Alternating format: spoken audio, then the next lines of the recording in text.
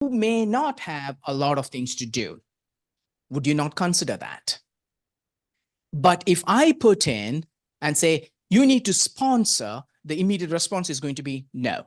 But if you really change that and say, what if I can hire an international student for the next, say, 2 to 4 years or 5 years with not much of action from the employer? Would you consider it? So that is where I want to change the mindset and say, you know what, there might be ways we can engage international students and tap into that pool, not only in the hard skill, but also keep in mind, most studies have found that the employers today are not just looking for hard skills. They are looking for soft skills, because hard skills can be learned and acquired at a shorter period of time, but not soft skills like the global competencies. Most of these companies are globally present. So if you don't have those global competencies, sometimes just a hard skill in itself might not serve the purpose. So even in that space, it becomes very important that you consider international students, because they have left a country, come to a new country and integrated, and they know both the worlds. So they have that perspective and also the frame of reference that can enable your company to get to a very different level. So I'll get into this of CPT, or curricular practicum training. Now, yes, that is a legal term, but what I really want you to do is forget about that and replace in your mind that with the term internship. That's it. Just think about it as an internship and ask yourself, what is an effective internship? So if I may just open it up. So does your company hire interns? Okay, so what is your hope? Why do you hire interns? Anybody?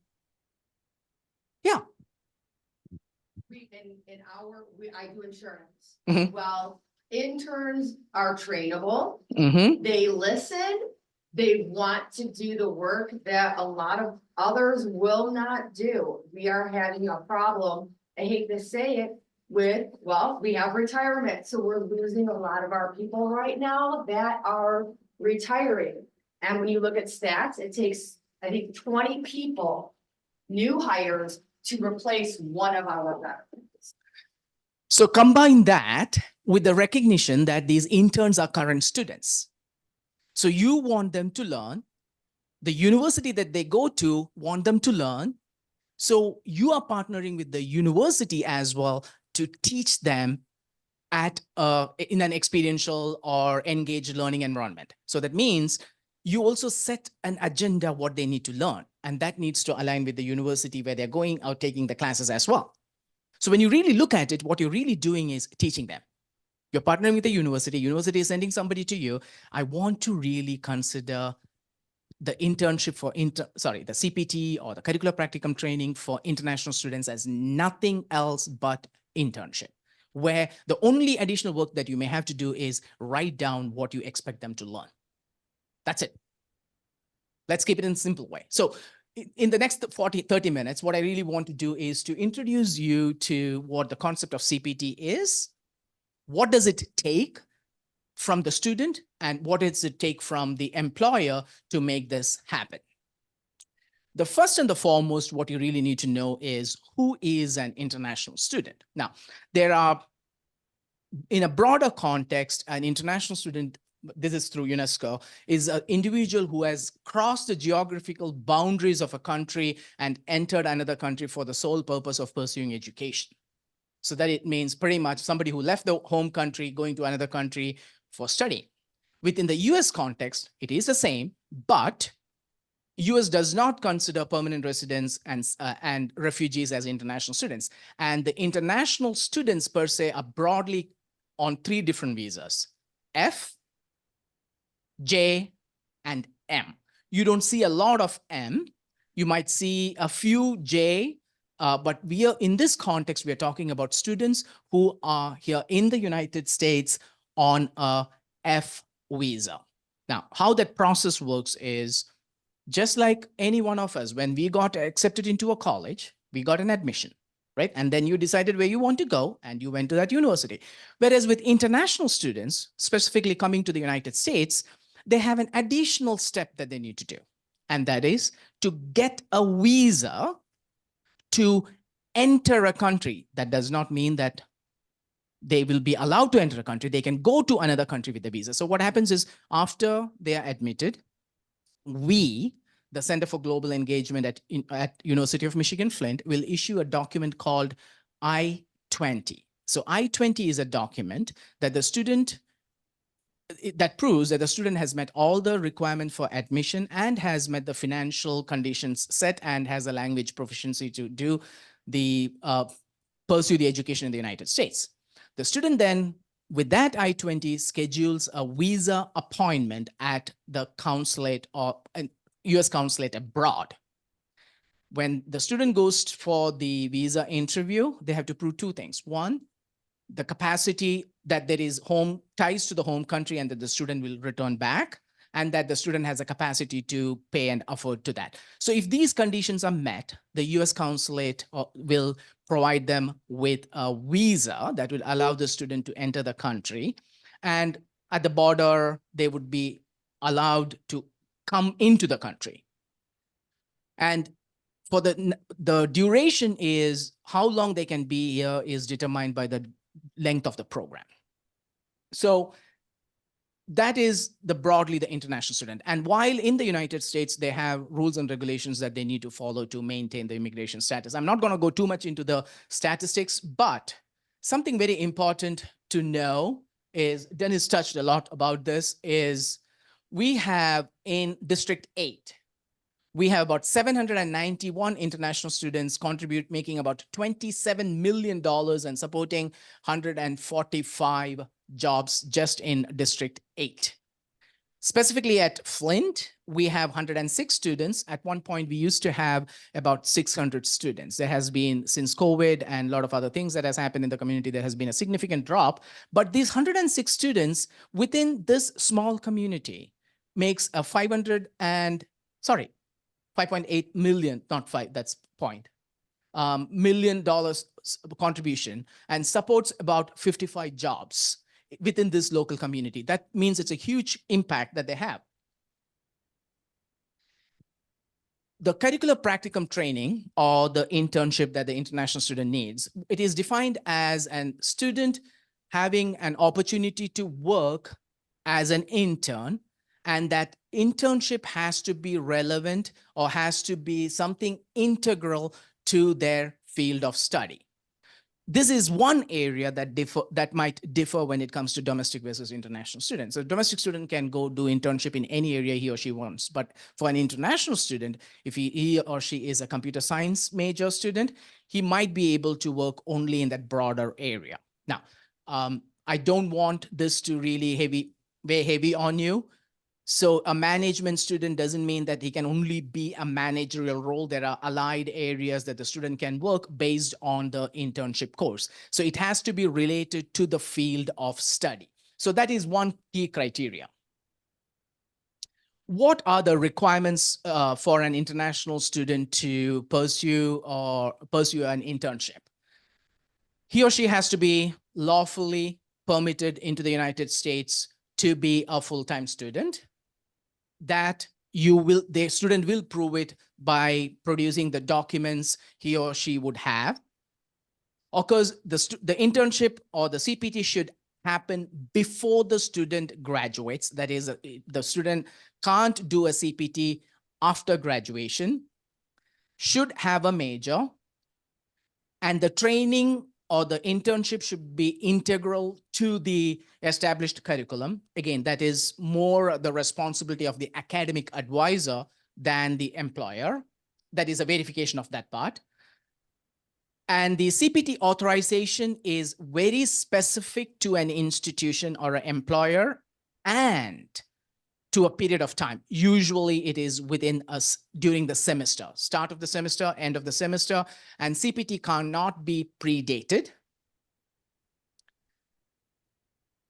The student should have a CPT offer or an internship offer before getting the authorization. There is no legal limit on how many internship a student can have. However, if a student completes one full year of full-time internship, the student will not be eligible for optional practicum training or OPT, that is post-graduation. And this is also important. During the CPT, the student has to be on campus. So that means a student might not be able to do a CPT in California while he or she is a student here. However, with the remote work, there are possibilities. Application process. Now, this in itself is not a defined stages, but I just wanted to share what the process looks like. First and the foremost is the student should secure or gain an offer of internship in the field of study. Then the student should get an approval from the academic advisor. This is primarily stating that this particular internship aligns with the curriculum. Student needs to be registered for a coursework. The internship has to be part of the coursework he or she is doing. And then there is an internal application process that the student goes through. And this is the most important part. The CPT or this particular internship is approved at the institutional level. So the immigration advisor would be authorizing it. It doesn't take a lot of time. At an institution like ours, I would say, Kim, 48 hours, if that. Yes, so it's a fast process. As long as all the documents are submitted and we verify those documents, we can approve it within 48 hours. So this is not a time-taking, tedious, complicated process at all. And internship can be started only after the student receives the approval. So the key question is, who is responsible for what? I want to put this emphasis on students' responsibility.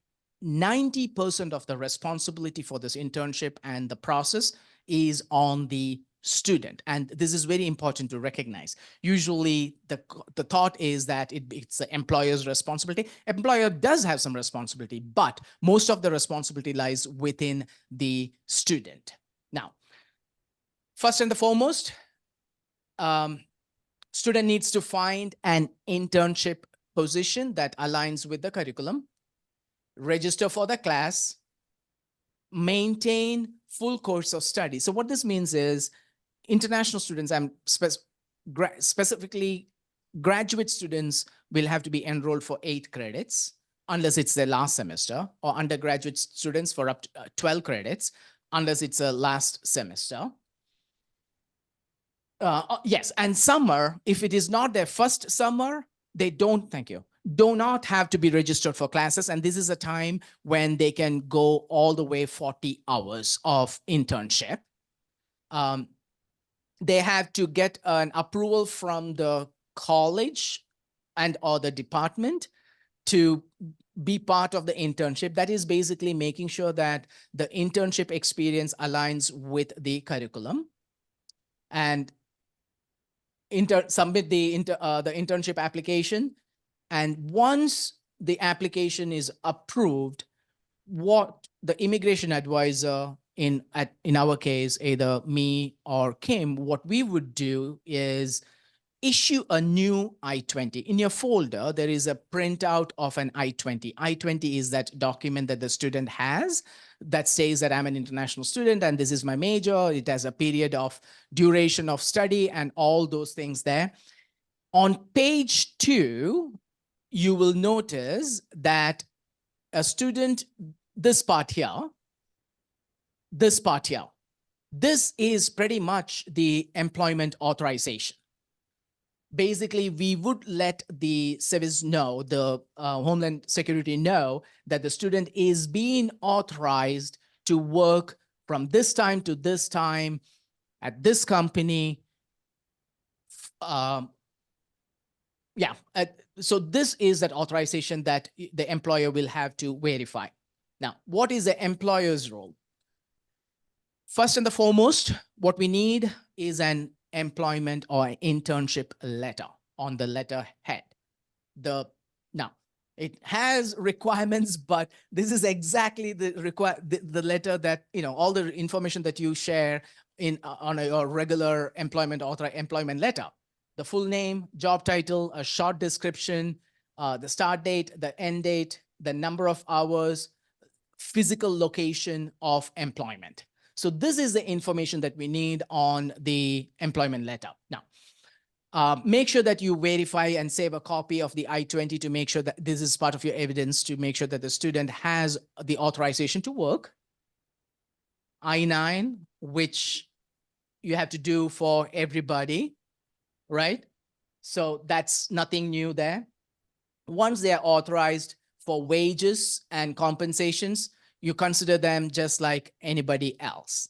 There is a big and then if there is any changes in employment authorization, or if discontinues, or there is a description changes, make sure that the student's immigration advisor is informed, and then we will inform everybody else about it. Now, the CPT can be paid or unpaid. When it comes to unpaid, what you need to really take into account is the Fair Labor Act. So make sure that you're authorized and it falls within the employment regulations to have that particular individual as a volunteer, or not volunteer, unpaid. Sorry, if I use the word volunteer, sorry, unpaid intern. That is more about employment law. This is the most important thing that I really want to bring to your attention. So an international student has to finish 1 year of education before he or she can start the CPT. This is more at the undergraduate level. At the graduate level, if the program requires the student to have a CPT or an internship from the very beginning, it is doable. We can do that. However, I want you to look at the entire process. Student matriculates, and then at the end of the first year, after finishing the fall and spring, if the institution has it worked out well, the first year summer, student can have a full-time internship experience. Now, that can continue as part-time during the second year, and then during the third year, it can be a full-time, and then the fourth year, it can be a part-time internship, which then can become an optional practical training, which is, Kim will talk more about it. That is a little, not complicated. It is a little more, there's a little more process to that. So this OPT is a full-time employment. Here too, the employer does not have a lot of responsibility. Now, if the student is from the STEM field, he or she will get an additional 2 more years of full-time employment. Now, having been an international student, I remember when I got my first internship at Boys and Girls Club. So my background was exercise physiology and sports management, and I did my internship at Boys and Girls Club. When I was interviewing for that internship, there was 150 million questions about legal complications, and this was soon after 9/11, about all those things. And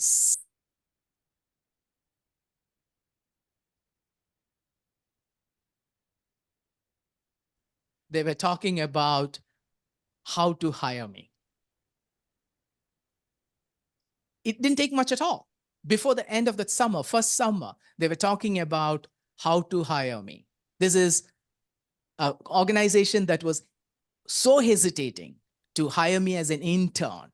They were a public charitable organization, so they didn't have to pay me. So the first 2 months, I was pretty much unpaid intern. But to move the needle from, I'm not sure if I want to go through this process, to talking about what does the H1 mean and all those things. However, I was blessed. I got into higher ed, so I moved on. So if we can start thinking about hiring international students at at the easiest way as intern and have them travel through this. So this is almost 3 years here, part-time, full-time, period-wise. And then you have 1 full year of full-time employment under OPT, and then switching over to STEM OPT for another 2 more years. This could be for an undergraduate student, potentially 6 years with you, of which 3 years, 3 years can be full-time. And this 3 years part-time.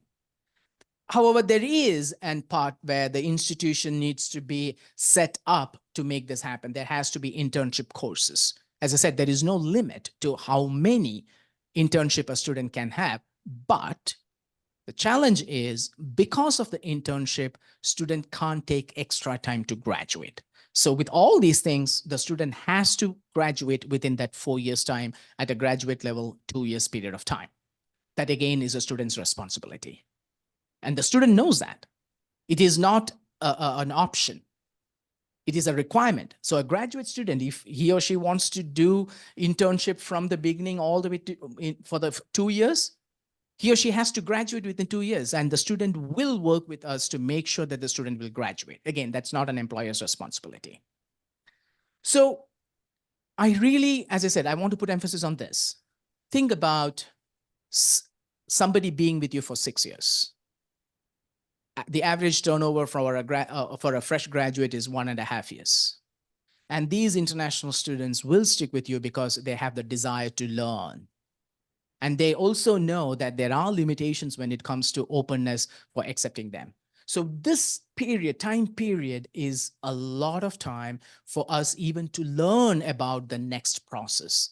And we have, Brianna is a great example where an intern, you have an intern from Michigan State.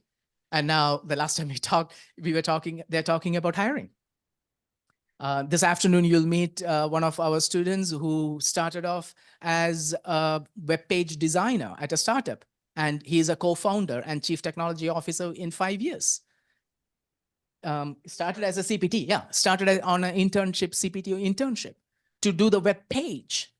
Today he's a co-founder. It's only 5 years. So there are so many success stories there. And what I would really love to bring is it doesn't take much to be part of that success story. And I also know in a personal level what that really means. I had about 9 years of teaching experience before I got here.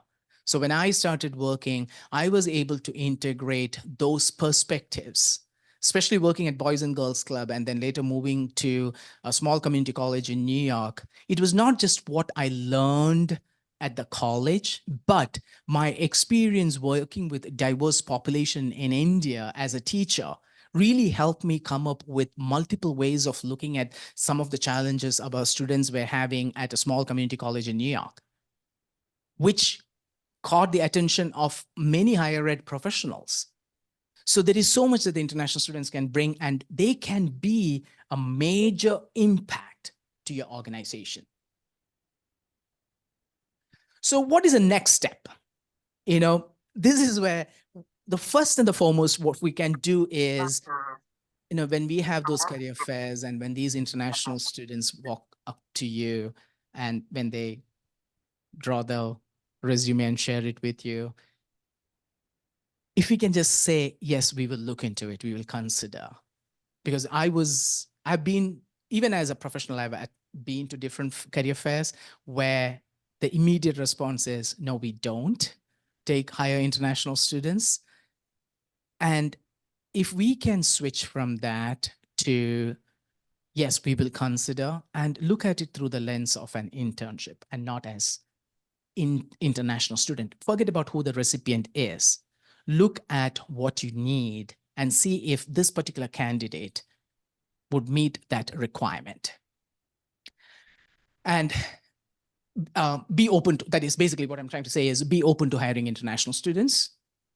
And let the students know, let your employers know that we are open, your colleagues know, let the students know that we are open to hiring international students.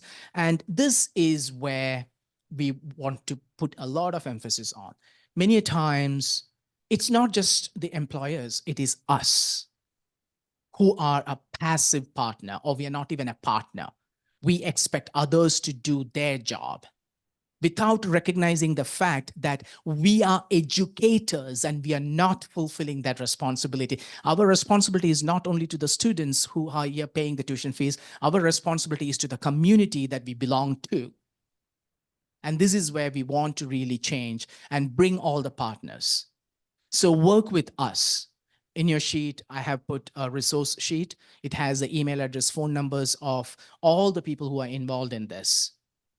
So if you have any questions, please work with our office, Center for Global Engagement. You have the phone number, address, and all those things within that packet. The chamber, the Flint Genesee Chamber. It is their responsibility, and they have taken up the responsibility to ensure the economic vitality of this community. Then Global Michigan, Global Detroit, again, the economic vitality, and they can be a resource. The immigration attorneys. But then also I want to bring in a group that is going to be playing a very integral part, and that is the International Center for Greater Flint, because economic vitality in itself is not sustainable without ensuring that the cultural vibrance and the integration of international community is assured. So it is a collaborative effort, and we all can work together to make this internship opportunities happen for international students. And what we would also love to do as part of the next step is to bring this kind of a mini workshop to you, to your company. So here probably you might be just one person representing your organization, but if you would like us to come over to your firm, your company, your organization, and meet with the hiring managers and anybody whom you want to, and even if you have to spend the whole day, we'll be more than happy to be there and share the information that is needed to make informed decisions.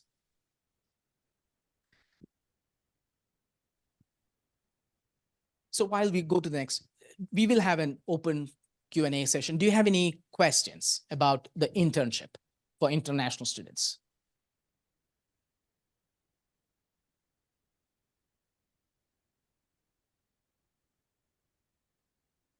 Sure, yes, sir. Most of it is paid. Again, that payment is more in terms of the equal employment and labor laws. So most of our internships are paid, and most of our graduates are STEM related. So there is a high demand. So I want to defer to Kim as well. Kim, do we get a lot of unpaid internship requests? Students are looking for paid internship requests because they have to pay for the course that they're taking for CPT for the internship course. So they want to make at least that money back. And I would also add one more part to that is the kind of students who come to University of Michigan Flint are, I would say, middle class students. So they're heavily dependent on their campus income. So when they are doing internship, they are not allowed, may not be able to work on campus. So for them to sustain, they may need some kind of income.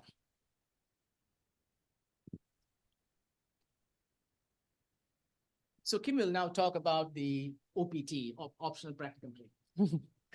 Hello. So I'm going to take a little bit different perspective just because I'm the immigration advisor on campus. So I'm the one working with the students, hearing the things that they're hearing from employers, but also hearing about their experiences and what types of things that they're looking for, as well as concerns they have about talking to employers about what they have to do through this process. So apparently my PowerPoint went way through here. So part of this presentation is the actual presentation I give to the students when we do workshops about OPT. So OPT is optional practical training. It's is temporary employment so that they can gain practical experience within a field of study. During OPT, the student stays in F1 status or F1 visa status, and me, as what they call their DSO or designated school official, they're reporting to me where they're working, and I am reporting to the government. So they have to make sure that they're doing that. The end result of an OPT application process is what we call an EAD card.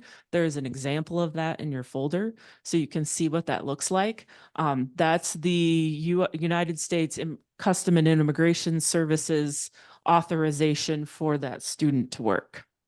For OPT, similar to CPT, there are requirements. They must be in legal F1 immigration status. They must be a full-time student for 1 academic year. And we also require that they're enrolled in some sort of health insurance, whether it's the employee benefit or whether it's the university health insurance plan. There are 2 kinds of OPT. Typically at U of M-Flint, we're concentrating on the post-completion OPT. We don't approve a lot of pre-completion OPT because we concentrate on the CPT aspect of it. But post-completion OPT is available after the student's end date. And it must be at least 20 hours or more of work. I'm just trying to think. Nope, the rest of that is not. So duration. The standard OPT, as Zachariah was speaking of, the standard OPT is 12 months per education level. So if you are an undergraduate student, you have OPT after your undergraduate degree, you can do it again after your master's degree, and so on and so forth. If you do a second bachelor's degree, then you're not eligible for a second period of OPT.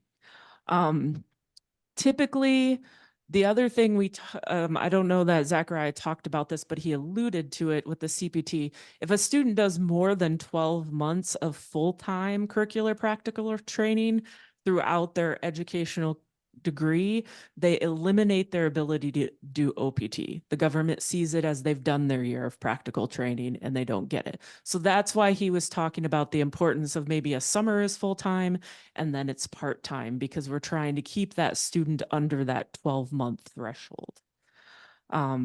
Also, if they're a STEM degree student, which a lot of our international students here at the University of Michigan-Flint are, they're eligible for a 24-month extension of their OPT for a STEM extension. And the application process is very similar to the process for regular OPT. They just have to do it again. So we're going to go through kind of what that process is. So there's a timeline. So a student has a 90-day window before their program end date in order to apply for OPT. The program end date is the date that they're done with their program or graduating. So 90 days prior to that, it's the end of April currently. So towards the end of January for students graduating this April was their window of opportunity that they could apply. The reason they give them that amount of time, and I try to explain to students, if you have a job or you think you're going to get a job and they're going to want you to start right after graduation, you should apply at the end of January, beginning of February, when the opportunity is available, because the government, or USCIS, United States Immigration and Customs Services, can take up to 90 days to process the application. This application has several steps in the process, but it does have to be submitted to the government, and they can take up to 3 months. And a student cannot start working until it's been approved and they've received that EAD card in the mail. So that's something a student has to think about, is if they don't have a job and they get one, say they apply in February and they get a job through some sort of fair or something in April, they have to make sure to communicate to that employer, I haven't gotten my EAD card yet, so I can't start working. Or if a student delayed their application until April, they may not be able to start working until June or July, depending on how long that processing takes. Again, it typically takes 30 to 60 days, but it can take up to 90. So there is some waiting time sometimes available. And students, unfortunately, are very scared to tell the employer and tell them, well, I really want the job, but I can't start working until May 15th. When the employer says your start date's going to be May 2nd, and they don't know what to do.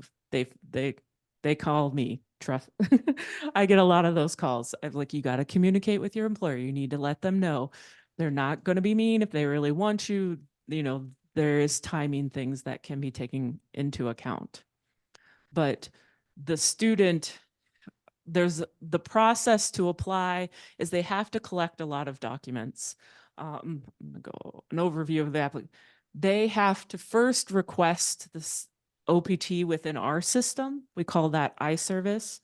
And they have to provide lots of different copies of paperwork. The main application, and I believe there's a copy of this in your folder, is an I-765. The I-765 is the document from the government that is for all non-immigrant employee. So there's a lot of, it looks really complicated and really scary. So I try to go through them and say, you know what, this application, there's a lot of things on here that don't pertain to you.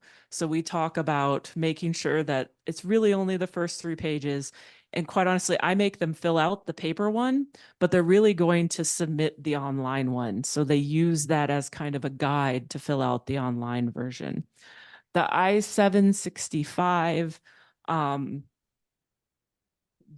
this is the same form that they're going to do for the STEM OPT. And the STEM OPT is very similar to the regular OPT, 90 days. 90 days prior to the end of the OPT, they have to apply for STEM. And they do the same process again with their DSO, which is me here at the university. So as a staff member, I'm still sponsoring that student up to 3 years after they graduate. They're keeping in contact to me. I know where they're employed. I know what's going on. I know where they live, that type of thing. After I get that document, I'm going to, or the documents, I'm going to review all of that information. Again, this is all stuff you as an employer don't have to worry about because at this point in time, a lot of the students are doing this without having a job to start with. For regular OPT, you don't have to have a position already. STEM OPT, you do, but typically you're just continuing at the same job. So for the most part, I'm going to go into there's a system called CVIS that produces the I-20. I'm going to go in there and recommend this student for OPT and print them a new I-20. That then give it back to the student. The student then goes online and files the I-765 application with the government.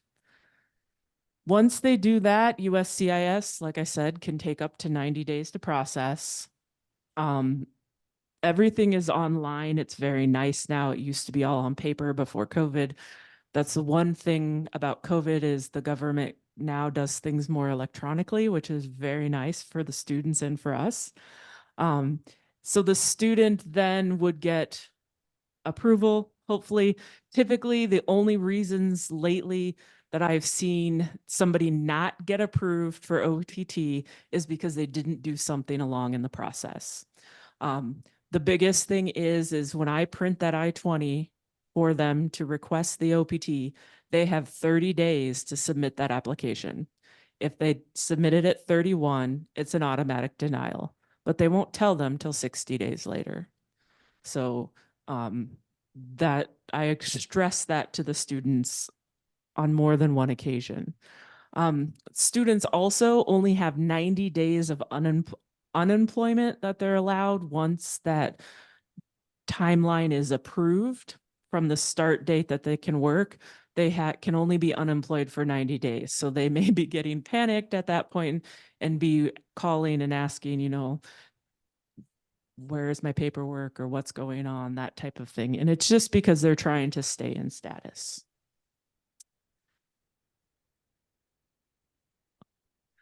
Just a couple of things to note that these are things that on the student side, or I get calls from employers that have questions, they cannot work until they have that EAD card.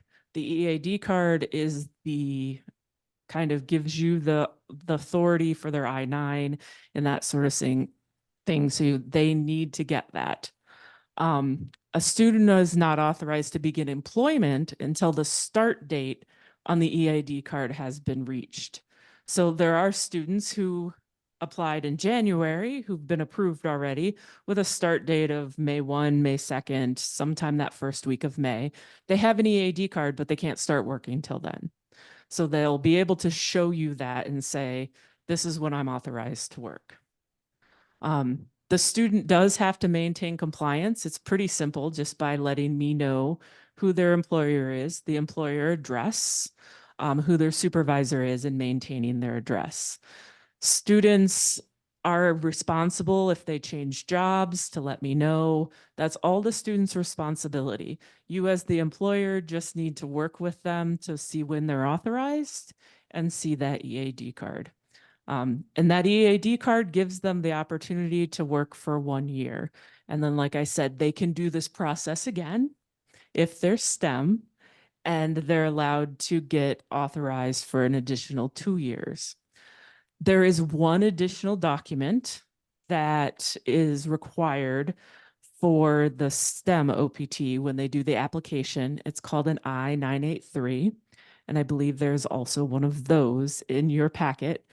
It is the student's responsibility to take that to their employer, and it's called a STEM training plan.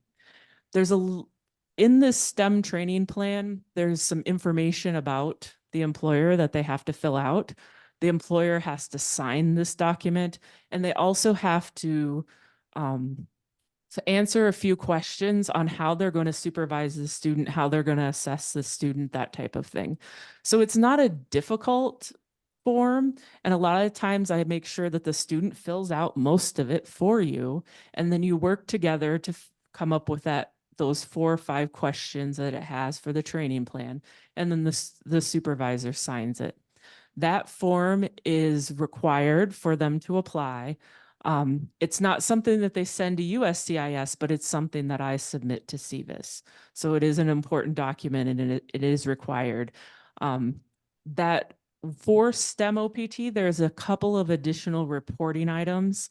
Once the student has been with you for a year, there's a self-evaluation on that I-983 that's required. So the student has to write up how they think they're doing, and then you have to sign off on it.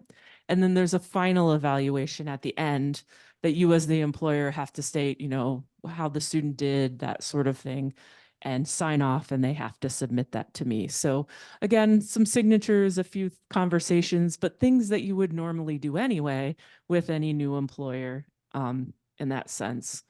The things that I hear from students, and I'm curious if you've heard these things, but like Zachariah was talking about, when they go up to the career fair, they'll come back and report to me, Kim, there was only 2 employers there that would hire international students. Nobody else would talk to me. And because they didn't sponsor. But again, like Zachariah stressed, with OPT, there is no sponsorship involved, and you would have that employee for 3 years if you just did the OPT with them, minus maybe the CPT if you did that to begin with. So a lot of students also get really scared when they go through your applications and it asks if they need sponsorship and they answer yes. They think that they've been taken out of the pool because they don't want to lie. Eventually, yes, they do need sponsorship, but right now they don't. They're just applying for OPT. So talking with your HR individuals and that sort of thing, and not weeding out international students just because they've said yes to they need sponsorship. Yes.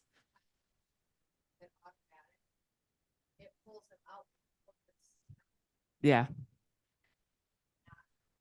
Yeah. I tell them I tell them you're not technically lying if you say no, because you don't need sponsorship for OPT. So I do tell them that, but some of them are still scared to not say yes because they don't want to lie. They don't want to get in trouble, and don't want to do something that may jeopardize an H-1B or a permanent residency application down the line. But yeah, that's a big one. Yeah. Yep. Yeah. Yeah. So yeah, and it's not just your company, not just your company. So that's something that, you know, they ask about and they talk about. Sorry, my foot's jiggling. I'm having but yeah, so and like I said, I liked Dennis's presentation because we've had students at Amazon, we've had students at Google, but we also, the young man you're going to meet, Nick, this afternoon, started as a CPT in a local company because I think he won a competition on campus and got a CPT, and now they've sponsored his H-1B. But along the way, I helped support not only Nick, but the company in answering as many questions as I could about what does it mean to be OPT? What does it mean to be an E-Verify employer? Because they got that status so they could continue to keep Nick. They figured out how to do an H-1B so they could keep Nick. So Nick is one of my kind of poster children for this process because the company was small. The company took an opportunity on us he's an undergraduate student. He has a bachelor's degree, not a master's degree in computer science. And they took him in for an internship, and they went through all of these processes because they wanted to keep Nick because he was so good at what he did, and he's really fabulous. But the thing is they were asking questions along the way.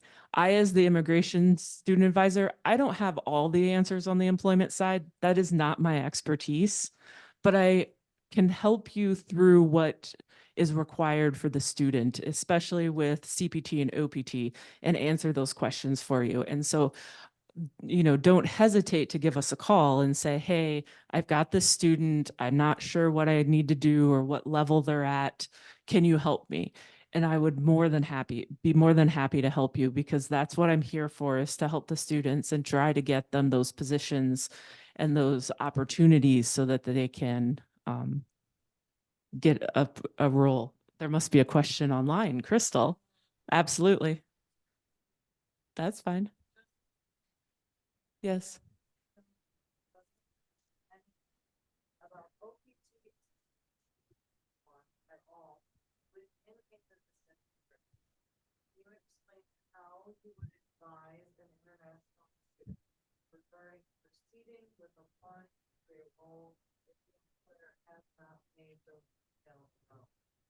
So typically, they're not going to make those details known. A student is just typically applying to any position that is available at a company.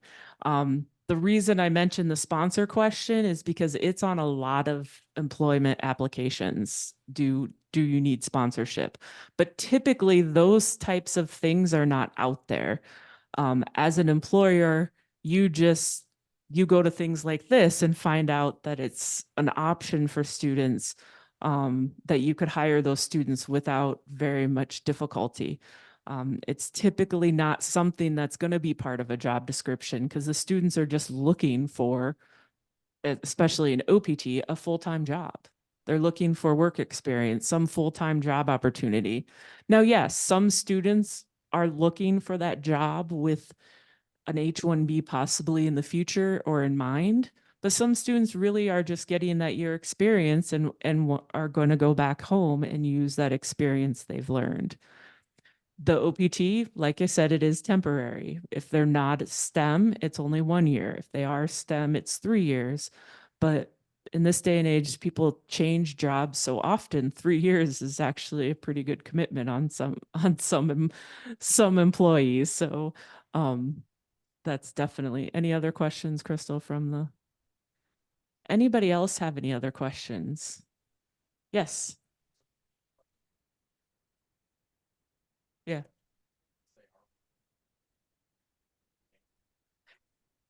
No, they are free to change employers. Absolutely. The only limitation is they have to report it to me as the DSO.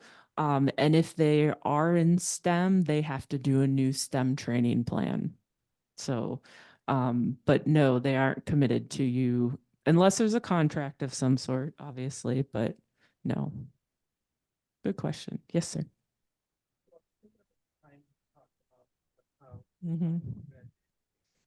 Yes.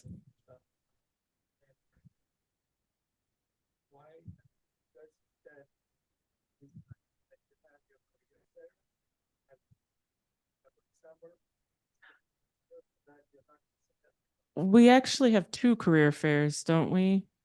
Antonio? One's in November.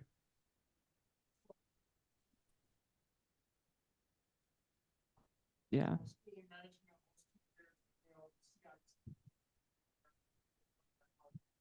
Yeah.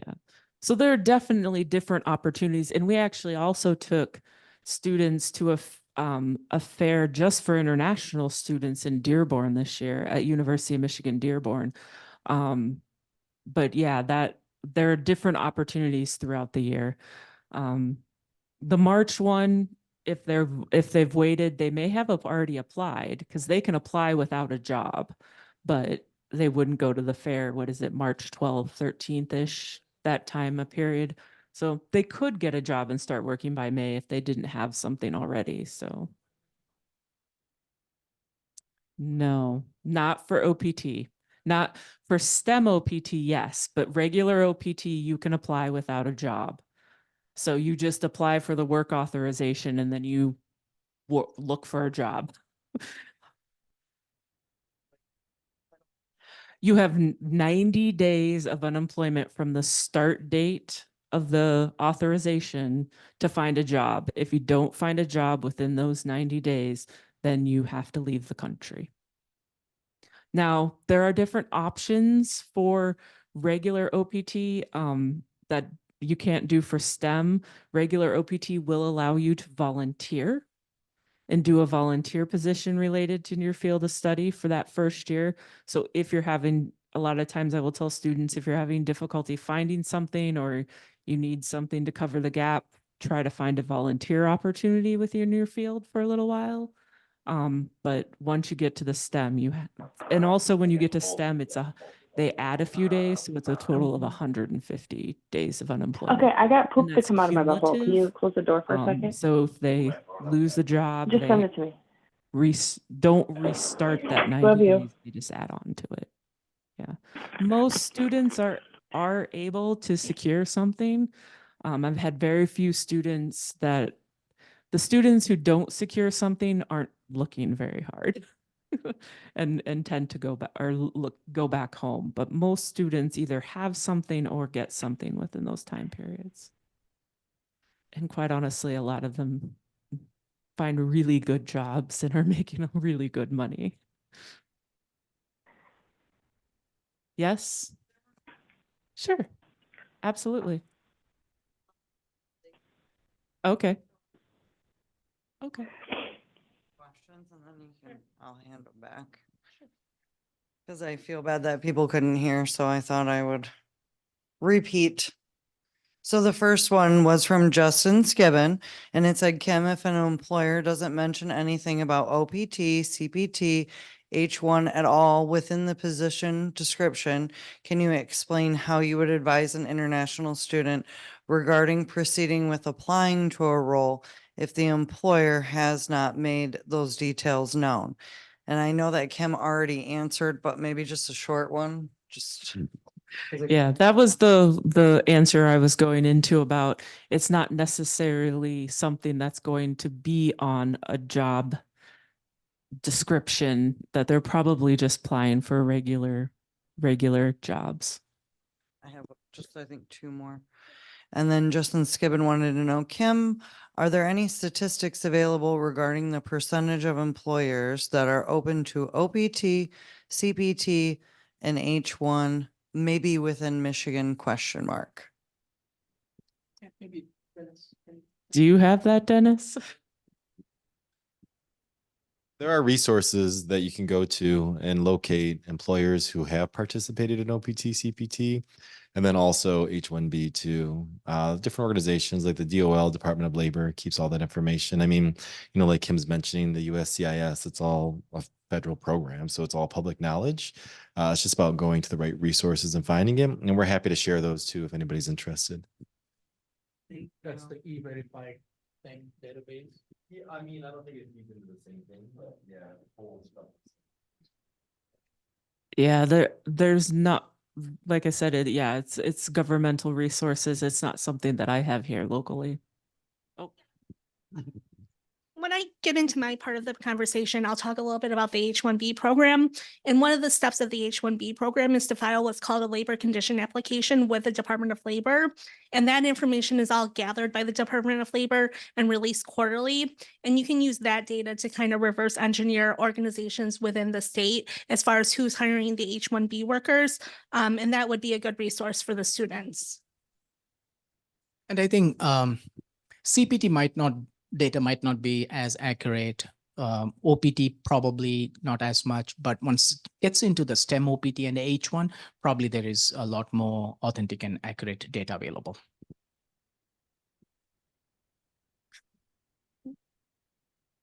Warretta from Oakland University asks, is it possible to repeat the questions? Oh, I got that one. Emily asks, what types of STEM program employment opportunities are students focused on / eligible for? Justin Skiven did post a link, a career service contact link, but if you want to expand on it.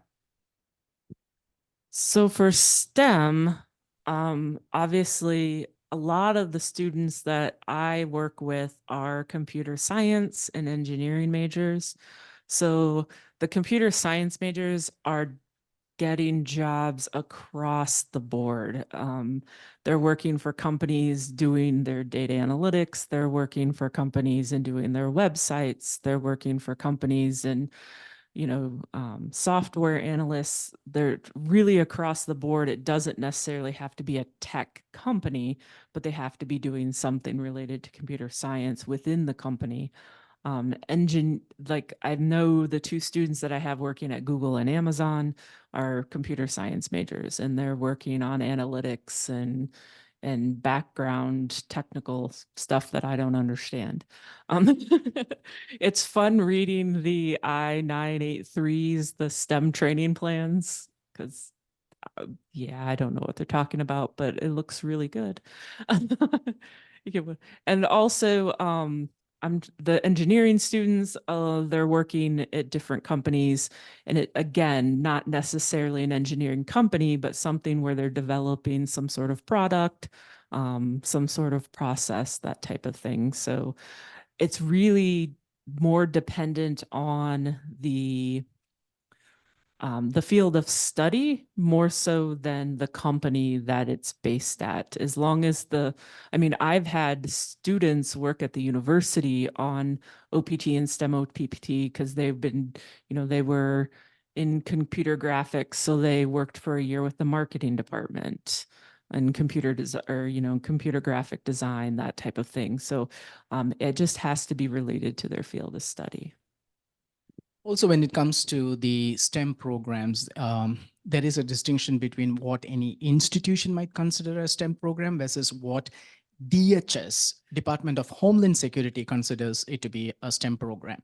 So the easy way to look, and we will share this information, is if you do a Google search on DHS, that is Department of Homeland Security STEM programs, there's a list that was there was a revised list that was published last July.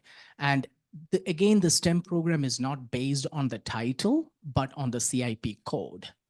That is, CIP is curricular, classification of instructional programs, taxonomy. The CIP code is what it is. So the DHS STEM list will have the CIP code and the title of the program as classified by the DHS. Do you want to add anything more to that? The STEM? Go ahead. Got another question though. Sure. And you may have already touched on it, but I just thought I would at least, it's Emily again, and she asked, I guess what I'm asking is can they work in a people supporting role, supporting a tech/STEM company? Absolutely. As long as if they're doing something tech related in that company, yes, absolutely. I think the definition there is if it is related to the field of study. I think that is a very nuanced question that we might not be able to answer. So it depends on the field of study and what job descriptions are. I also want to touch on two aspects from earlier conversation. So Kim mentioned about the time period it takes to get the EAD authorization. Right now, there is an expedited process where the student has to pay close to $1,500, right? Yeah, it used to be about 450 now. I mean, still it is, but now the expedited process would take about 3 weeks.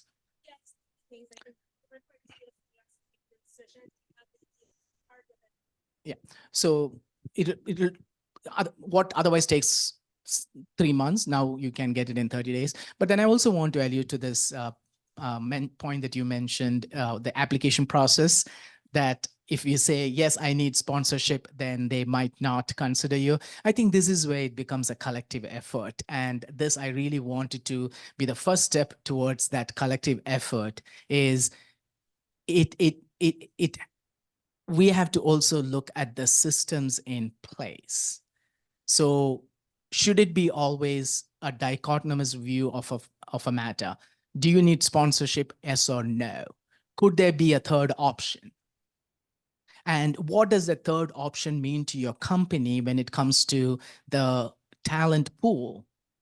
By just no, that means you're out. That means systems are placed in such a way that you are depriving yourself from accessing a much larger talent pool. So this is where, again, we have to look at the systems in place to see if we can adapt the systems to meet our the needs of today. So is there a different way of phrasing the same question? Because everywhere you say, do you need sponsorship? The answer doesn't have to be yes or a no. It could also be, currently I do not for the next 5 years. So I would encourage as employers to also look into those and see how are we weeding out or screening out these great talent pool even before we get an opportunity to review those.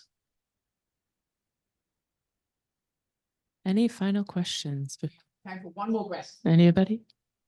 Well, thank you for listening to me and taking some of our students' input into consideration. And so before the next session, can we take a 2-minute break, some coffee, water, stretch? Yeah.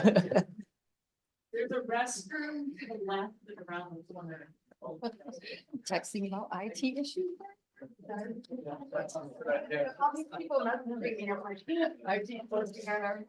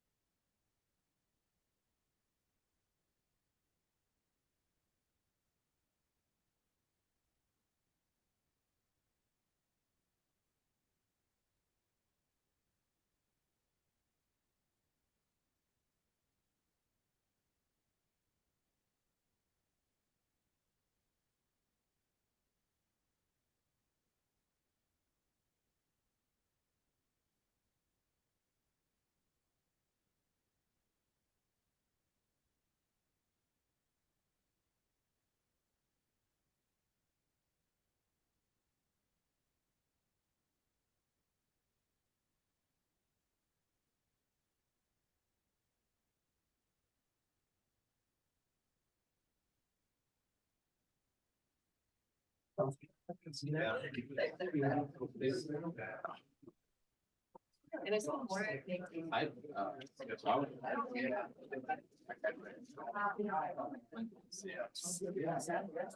know. Yeah, you're done. Yeah. All right. So maybe we can get started. Sorry, it was a very short break. So now I invite Michelle Burns to talk about H1.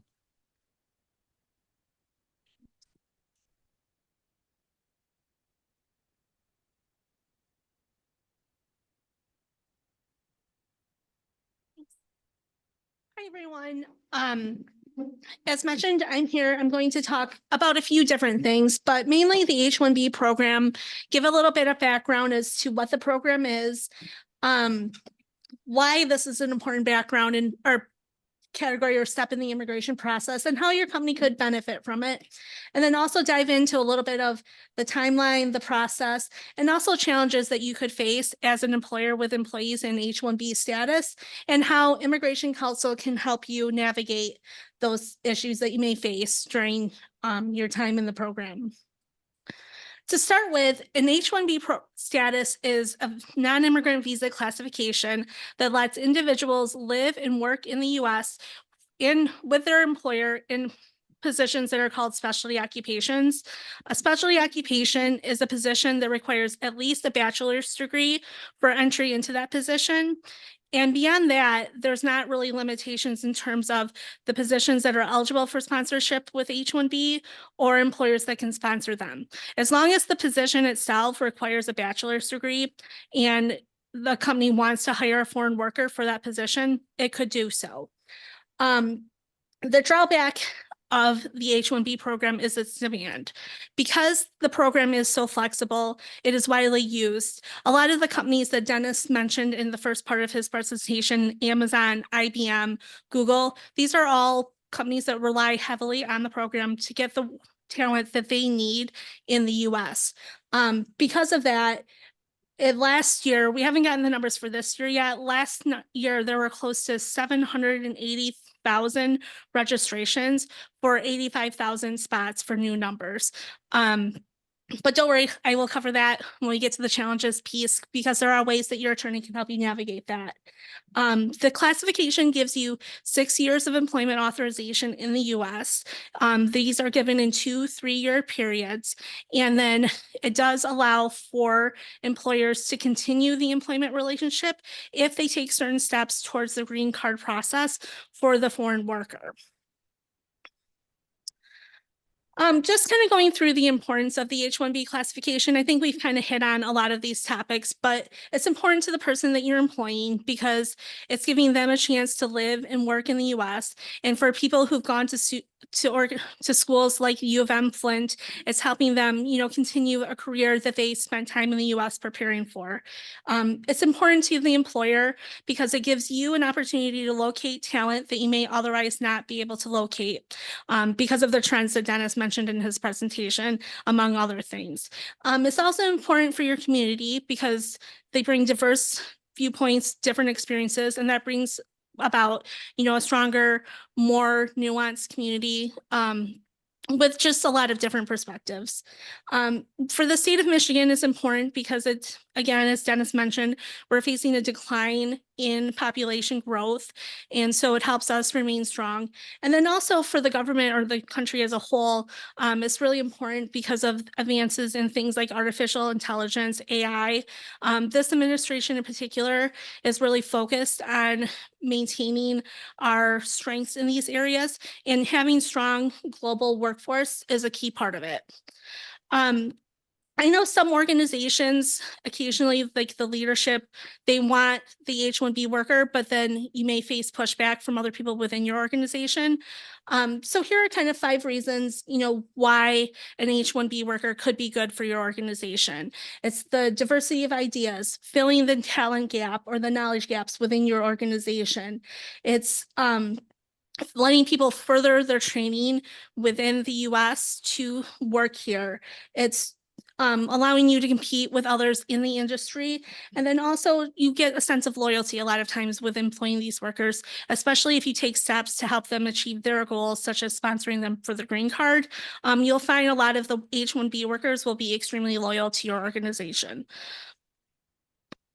To go over kind of the broad picture timelines, as I mentioned, there were 85,000 new numbers each year, 20,000 for people who've graduated from US master's degree programs, and then 65,000 for people who have studied at other institutions, both in the US or abroad.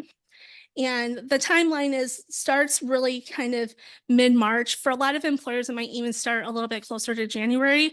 But by mid-March, that's when you would have to submit the registrations with the government, which basically the registration is a very simple process.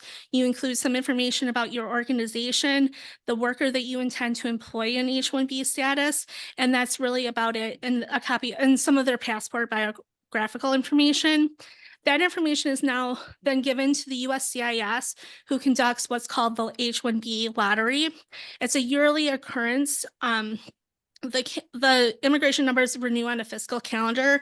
So these would be for people to start October 1st. They'll take the registrations that they receive and they will select the 20,000 students with the master's degree from a US school and then the 65,000 non-master's degrees. And those will be the people that are considered selected. If you have someone who is selected, then you are eligible to file the H-1B cap petition for them. And then from there, you have a window of April 1st to June 30th to file the CAP petitions with USCIS. And then they will review, the USCIS will review the petitions. Currently, the timelines are about 1.5 to 3 months, depending on what service center is reviewing the case for regular processing. And then, as was kind of mentioned in the last presentation, there's also what we call premium processing available for an additional fee of just over $2,000. The government will make a decision within 15 business days. A lot of employers file their CAP petitions using the regular processing. Typically for the CAP cases, they do kind of prioritize them. And then if they are not prioritized, they may upgrade to premium processing at a later date. And then all of these cases, all of these petitions or these workers would have an October 1st start date. One thing the government has done to help facilitate the transition of students to H-1B status is they allow for what's called H-1B cap gap, which would allow the students to continue to work for your organization without interruption if the cap case is filed before their EAD expires. So that is one thing to keep in mind as a possible solution. Going over the process, since this is likely not something most of you have experienced or heard of, if you work with an immigration attorney, this is kind of what they will do to work with you to simplify the process. The first step is really we work with the foreign nationals to gather the information that we need from them.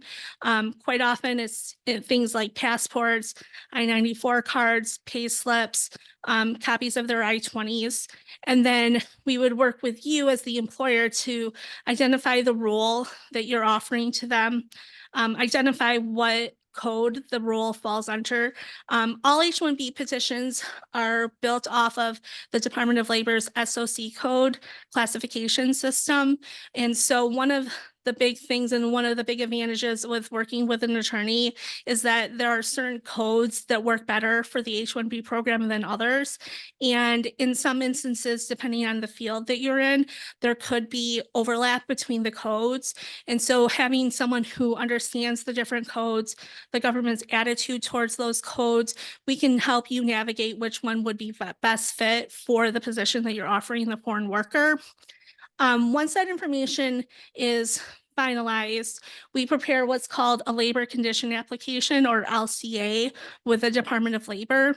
This LCA will contain information about your organization, namely your company name, its location, the person who is responsible for signing off on these documents. And then it will also contain information about the position that's being offered to the foreign worker. So what classification it falls under, what the wage is that you're offering the worker, and the location that they will work. That document will be filed with the Department of Labor, and it takes typically 7 to 10 days for the Department of Labor to review it and return what's called a certified LCA. During that time, an attorney will work with you to prepare the forms and the letter of support and gather any other necessary documents that the person may need to support the petition. For people that are working outside your company, like as a consultant to maybe other companies, you may need to provide some information about those projects that they will be working on. Depending on the size of your company, you may need to provide some more information about your company, whether the type of business it's in, revenue, or just some information about just your company in general. And then from there, our office or your attorney's office would prepare the necessary forms, send them to you to review, approve, and then you would sign off on them. And then the attorney would countersign them and submit them to the USCIS. Once it's in the USCIS's hands, like I said, it's 15 business days if it's premium process, or 1.5 to 3 months, which is the current regular processing times. One thing I would say is that the processing times can vary, so that could change depending on when you're filing. And then from there, your attorney would work with you to monitor it. Overall, it's a fairly easy process. I know it probably doesn't feel like it to you, just everything that I just rattled through, but working with your attorney can help you. That said, there's usually people come up with challenges to this program or participating in it, or barriers. The first one I kind of alluded to, it's the high demand for the small number. And one way that an attorney can work with you is to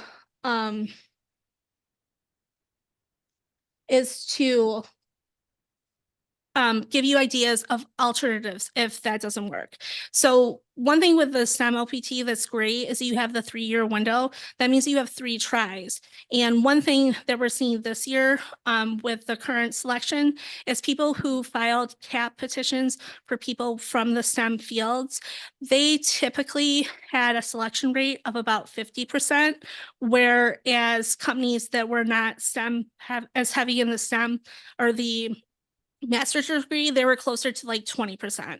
So I think, hiring individuals who are graduates from the STEM programs, that's a great way to enhance your odds, but that's not something you would know unless you spoke with an immigration attorney. Additionally, while we're talking about the H-1Bs, there are many other visa categories. And so depending on, things like where the person is from or where they are in their career or what exactly they're doing, there could be other categories that could apply or be beneficial for you to be aware of. And this is where an immigration attorney can help you. So for example, if you're employing someone from Canada or Mexico, depending on the role that they're filling in your organization, a TN could possibly work, especially if they are in engineering or computer systems analyst type positions. If you have someone who is from Singapore or Chile, there's also the H-1B1 program, which is very similar to the H-1B, but the numbers are not typically hit the same way the H-1B numbers are for the main segment that the government gives out each year. So knowing that that exists, there's also the O1 program, which is for people with outstanding ability. So if you had someone who was, outstanding in their particular field and a hard resource to replace, and they've done things like publications or presentations, it's possible that the O1 classification could also work. The next challenge that you might hear about are what's called requests for evidence or other follow-up from the government. RFEs are something that do happen with any immigration filing, and with the H-1B in particular, we have gone through periods of high RFE rates. Currently, the RFE rates, I would say, are fairly low, meaning the government is not asking many questions. But with the prior administration, almost every petition that we were filing, it seemed like you were getting these requests for evidence. Typically, the requests for evidence kind of fall into four main categories. One category being, is the position a specialty occupation? Meaning, does it really require a bachelor's degree in the field that you say it's required? That was often challenged. The other would be, do you actually have an employment relationship with that person? Asking you to document how you supervise the work or direct the work. The third one falls more into, does that person's degree really align with what you want them to do? And then the fourth one is more just general maintenance of status issues, like did they properly complete their F1 studies? Did they engage in OPT and CPT correctly, or did they make mistakes along the way? So working with an immigration attorney, we can help you navigate those issues, both by being aware of what the common issues are at any given time, and also being aware of what the USCIS trends are at the moment. Because there's periods of time where things change. I can tell you, for example, in my practice, there was a period of time where they questioned if electronics engineering, which is a very popular field with students in India, if that was related to computer science, and they pushed hard on it. But now they've backed off and accept that that is a computer science related field. So it's just knowing that little detail that not everyone is aware of.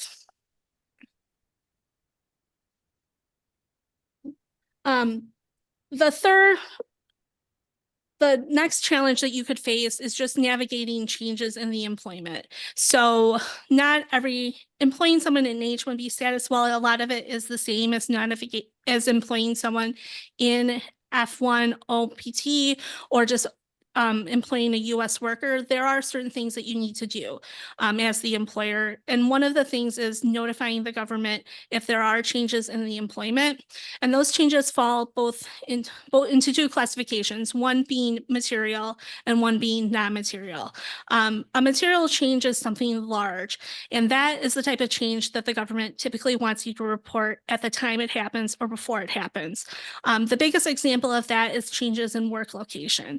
So if you have an office here in Flint, but then you want to move the person to an office in Grand Rapids that you have, the government would consider that a material change that you would have to tell it about before they move to that location.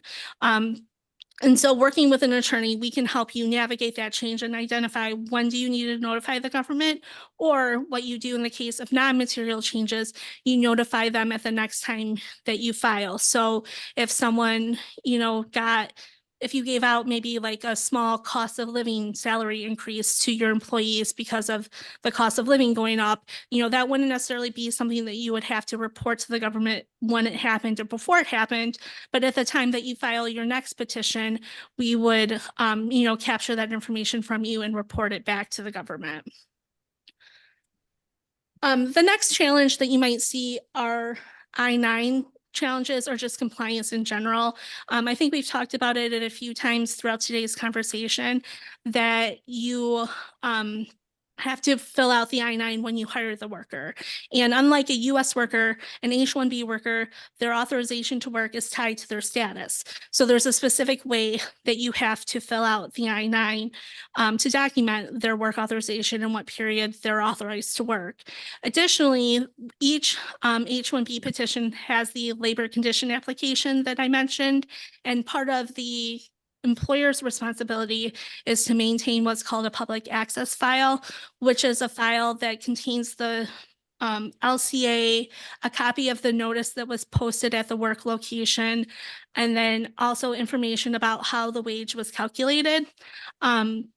This is something that an attorney can help you maintain, put together, and then also audit on a regular basis, or at least advise you as to when to audit it to make sure you have the documentation for the proper period of time.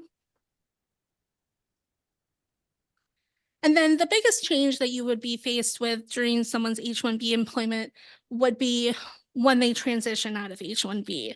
The most common way or the most hopeful way would be them becoming a permanent resident or a green card holder. The next thing that you could face is, what do you do when you have to terminate an H-1B worker? What do you do when they change employers? And then also, what do they do if they want to change to a different non-immigrant status? As far as obtaining permanent residency, this would be a separate process after the H-1B or kind of concurrent with the H-1B. Most often it's done through the perm labor certification process, which I will not go into a lot of detail on that because it's a whole different set of steps and acronyms. But essentially, if you sponsor them, you do a test of the labor market. If you can't find a US worker, then you're eligible to sponsor them for their green card. And then once their priority date becomes current, they would be eligible then to apply for adjustment of status or become a green card holder. When that happens, the employer's responsibility is really just updating the I-9 to reflect that they're now a green card holder.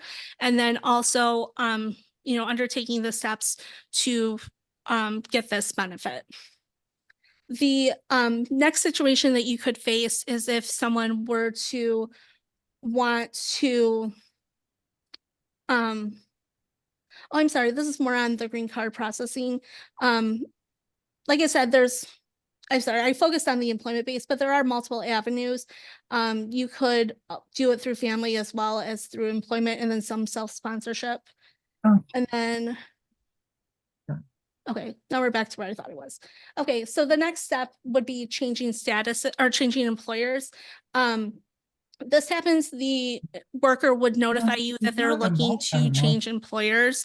And once they do that, then the employer's responsibility is to notify the government in writing that it intends to withdraw its support, withdraw the LCA, and then also put it in writing that the separation with the worker is happening.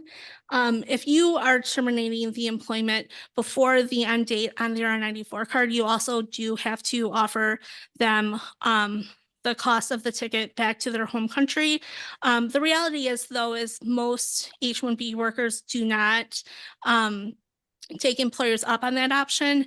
Most of them typically find other employment within the US because they would have a 60-day window to find a new window or new employer without having it impact their ability to change employers. And most people do tend to do that. Sorry, my slides got bad, but are there any questions about the H-1B program kind of in general?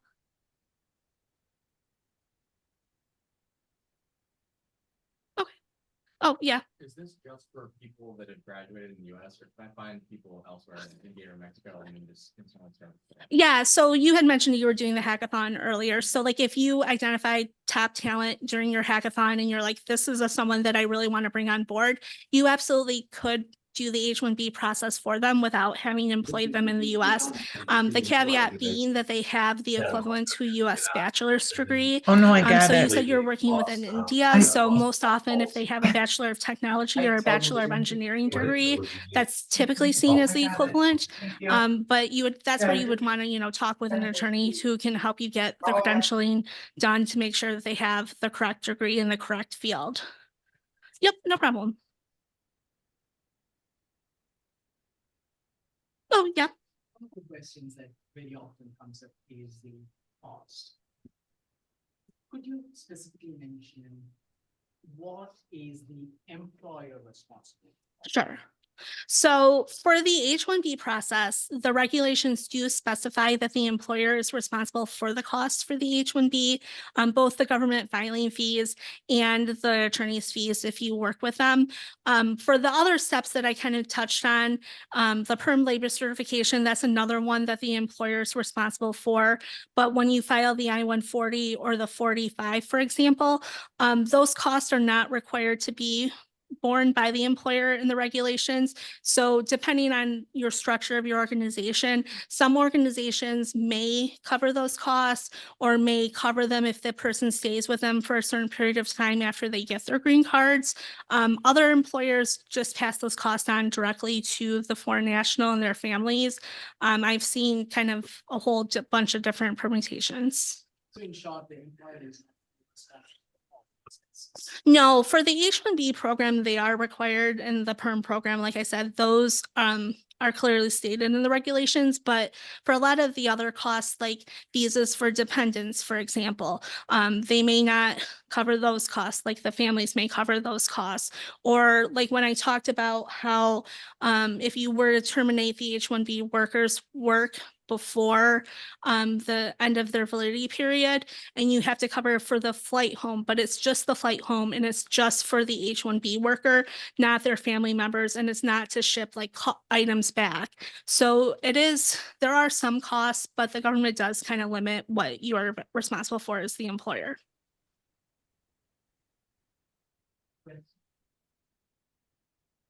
So I'll share one more comment. This is through my own lived experience, and also I have a lot of friends who have gone through this F1, CPT, OPT, H, green card, 140, 480 plan on over the last 25 years. One thing that I have noticed, including my own project, is international students or international talent who tend to have a higher level of employee or employer loyalty. They tend to stick with the same employer until it becomes something that they have to move away from. Otherwise, if all conditions are conducive, they stick. I can give you an example of my own brother who was in California. He came in 2009. He was with one particular employer until 2016, and they downsized. And from then till last month, he was with another employer. They downsized, and the next day we moved to North Carolina. So that is also something that as an employer that you could benefit from, the long-term commitment, especially at a higher level of skill sets, might add a lot of value to the company from the person. Yeah, and I think too, to add to that, like once you start talking green card sponsorship, and if you take steps to start the green card process, I think a lot of the foreign nationals understand that that's a conversation that a lot of people won't have with their employers. And it's a benefit that they really a lot of times prioritize more than things that maybe a US worker would want in terms of taking the next step in their career or jumping to the next opportunity. And so you would find that a lot of people will say, and the unfortunate thing is if you're looking at people from India or China, the priority dates are very backlogged for them, 10, 15 years in some cases, depending on the classification. So people are really willing a lot of times to stay with the employer who's willing to put that cost and that time and that effort into securing, kind of what their big picture goal is or their long-term goal is. Morning, for that thing. I mean, obviously, a lot of reasons for the loyalty built in and how that benefits the company. But just also to look at it from a job market side, they just don't have the option, right? Like you look at a domestic student, if someone that just graduates from the state of Michigan, they can go to any employer. Like we do these type of sessions to increase market opportunities for them because of the fact that they just don't have as many options. But it also helps with employee retention. It's just that they don't have as many options. They can't just go on LinkedIn. And once they click that box, like you mentioned, like they're out of that process, right? Some employers who have that. So limiting their options obviously is not a good thing, but it does increase the retention. Question from the room. I'm thinking, do we keep the mic around? Because I don't know if they can hear if we don't have the mic. So this question is for Michelle. Michelle, is there any duration of time that the organization must employ the H-1B visa holder? And then in parentheses, it says, thinking if this person isn't the right fit for the company. Sure. Unless you have some sort of employment agreement that's for a contracted period of time, employing an H-1B worker is like employing any other worker in the state of Michigan. At least we're at will. So if someone is not a good fit for your organization, you certainly could let them go. And then you would have to take the steps that I mentioned in terms of notifying the USCIS and the Department of Labor of that decision. But then the foreign worker would then have the 60-day grace period to move on to a new opportunity that maybe would be a better fit for them. Yep. Yep.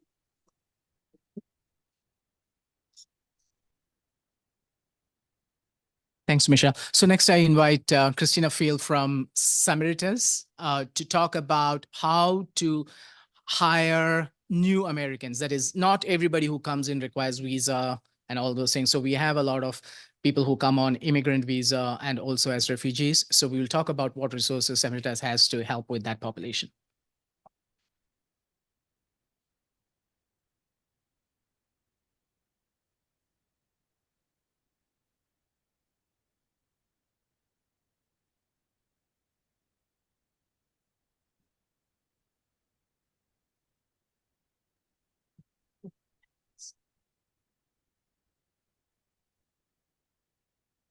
Good morning, everyone. Thank you so much for coming. And I know we have some virtually as well. Thank you for spending your Monday morning here to learn on this topic, and even on Eclipse Day and a busy time of year. And I know we have a full, day today. So just really appreciate you folks being here. My name is Christina Field. I'm a program manager at Samaritas. We're a nonprofit refugee agency, among many other social services. You might have heard of us in other capacities. But I'm here to talk about refugee employment, something near and dear to my heart that I'm passionate about. So very, very happy to be with you today. There's some things that I think have been covered a little bit by the other presenters. So there's some things I just wanted to highlight some areas around refugees' economic impact that's, in the nation and Michigan here locally. Just kind of briefly looking at why hire refugees, who is Samaritas serving, who are we working with here? What kind of services does Samaritas have for our refugees, but also what services do we have for companies? We really want to support our employers and all of our wonderful partners here. And then some people say, okay, that's interesting, but how do I actually do that? Right. Now, of course, each of these areas we could go on at length, but I just wanted to kind of give you a brief kind of overview. And then I'm very happy to talk more at length or in more detail to make it specific to your company or what you folks are looking for. So some of these, it was very interesting. Actually in May, the American Immigration Council came out with some very interesting studies to talk about economic impact. So you can read some of it here of what, how refugees are contributing at the national level, also at the state level. And it's interesting because they looked at the entire nation and highlighted Michigan, Southeast Michigan, in this study. And this is perfect. Yeah, it's the most up-to-date information. So basically you can see, just to summarize what it says there, is that they're contributing billions of dollars in spending power and in taxes, right? So refugees are very focused, I'll say, and some of our company partners, they will tell you that that's one of their first questions. Like, all right, we want to give back. How do we pay our taxes, right? Like in income, yes, like they might have some barriers at the beginning. Some of them might be quote unquote a little bit like lower income or median income. And then once they get their footing, you really see them take off, right? And that's where you see like that median household income really increase and actually increase the median income of the US households. I'd also highlight entrepreneurship. This is huge for refugees and those seeking asylum. They're just so interested in starting their own businesses and really contributing that way. And so basically what we're seeing is they're here, they're invested, they are on a track to citizenship within like 5 years. They're buying homes and they're contributing to the economy, they're voting. So we see them as very active members of our community. In terms of Michigan, we have many folks coming in, most of them working age. And so that's about like 80% of our labor force, which doesn't sound like a lot necessarily, but I'll highlight why they're so impactful. So again, contributing billions of dollars in local taxes and in spending power, and like 15% of businesses in Southeast Michigan are immigrant based. So very exciting to see those contributions. So I would say kind of what you were hearing a little bit with Michelle of why to hire international talent, and this is refugees included. So actually immigrants are one of the main demographics who are actually adding to the Michigan population. So we know right now that there's some labor shortage issues, and our immigrants, as well as international students, they're kind of one of the main folks like adding to the population. This is a wonderful graphic. Thank you, Global Detroit, for recent studies that they did. And this is just showing like the skills gap, you know, if I don't know if you can read it from back there, but basically we have millions of available jobs, millions at a time that we're also having population loss. So when we have like thousands of folks coming in, they're like able to pretty seamlessly connect with some of those opportunities. They are incredibly eager to work. I cannot tell you enough how eager they are. Some of them just because of their past, like if they're living in refugee camps or whatever, some of them might have limited experience or legally couldn't work. And literally, I kid you not, we pick them up from the airport and they're like, when can I start work? Okay, so they're very, very excited. And a lot of times they want to work extra hours. Okay, so a lot of companies that offer overtime, I think some of our employment partners can speak to this, love the overtime. And we've even saw last year some projects that were year-long contracts and our refugees completed it in 6 months because they're working at such a rigorous pace. The other area I'd really like to highlight is job retention. This is huge. We talked to so many companies, even in Flint. I met with a company last week. They said their staff retention was 10 to 15%. And we know how much that costs companies, right? All your talent recruitment, all of your training, all of your onboarding, only for someone to stick around for a short term. For our refugees, for the past year and a half, across our employment programs, we have 98% job retention. And I think this speaks volumes to, I know we talked about like loyalty, right? They get that first job and they're so loyal. They're so excited for this opportunity, right? Also, Samaritas, we do really our best to match them as best as possible, right? So we would love to hear from your company. What is your ideal candidate? What are you looking for? And then we have our pool of candidates and we really want it to be a good match. So I think these retention rates speak for like, yes, the loyalty and you know, that both the company is satisfied and our refugees are satisfied with those job placements. And a lot of them stay on for quite some time. And of course, seeing how they contribute really essential skills as well as diversity to the workforce. Our refugees come from all different kinds of backgrounds, right? We might have an Afghan woman who's never been to school a day in her life.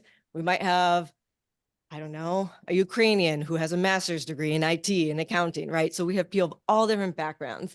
And the main thing is they might have a couple barriers here and there while they're very new, but we see such incredible talent. And then at the same time that companies are like dying for workers. And so we just want to help connect those dots, right? And lastly, you know, these are folks who are actually in your neighborhoods, probably. You know, this is another way of welcoming those who surround you. So just want to highlight some of those aspects. Yeah, definitely. Yeah. Those stats are for the US or for Michigan? This is for Michigan. Millions of jobs available in Michigan. Oh, that part, yes. And then we have this part here. Sorry, so you can see some of the ages, right? So this is working age, that is youth, these are elderly, right? And so, yes, but even in Michigan, okay, so you're right. So this is like some of the national stuff, but even in manufacturing, like what was it?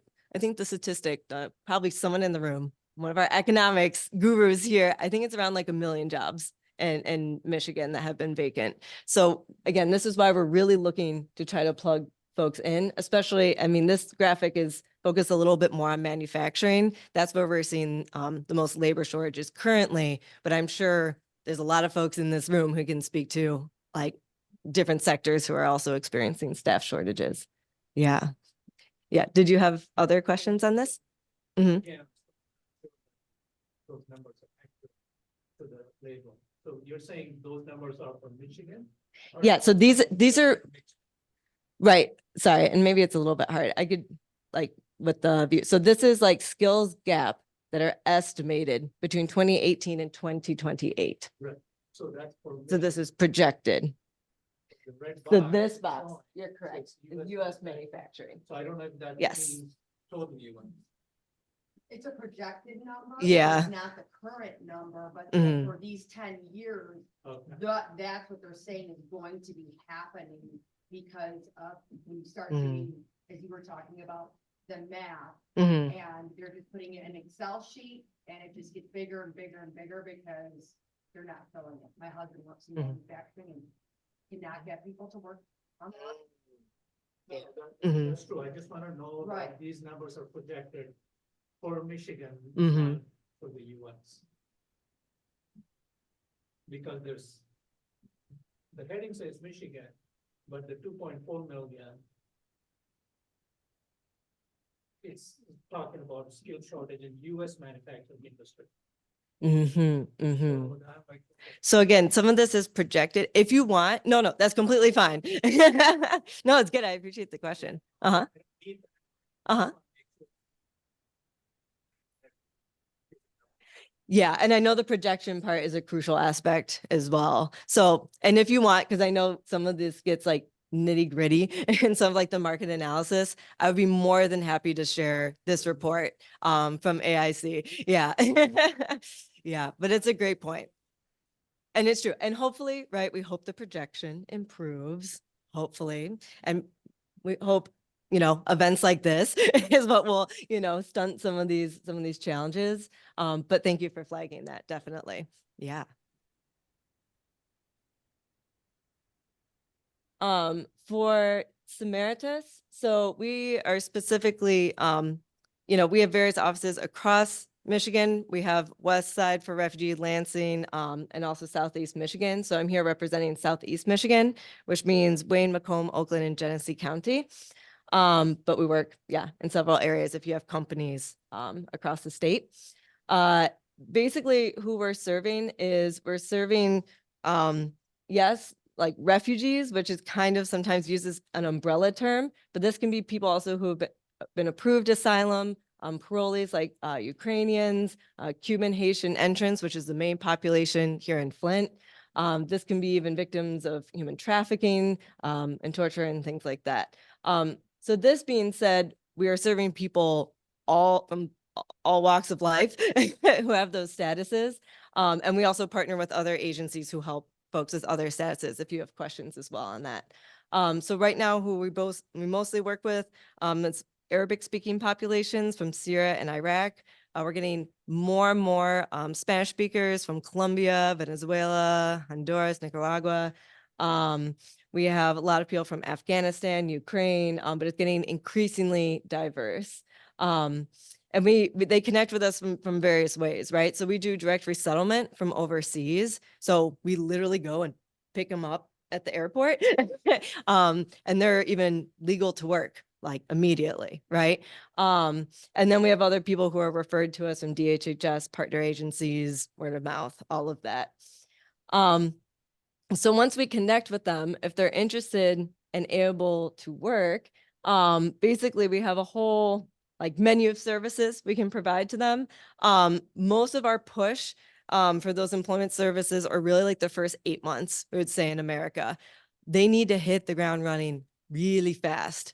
Most of their government assistance while they're like getting settled might last like 3 months. So they need a job, like they need income quickly. But then our services go up to 5 years or until they become a citizen. So that's why we're happy to do the initial job placement, follow up with them, see if they want promotions or job upgrades, things like that. So again, this is really like, when we connect them with a company, we want them to be as prepared as possible. We want them to be ready to go for you.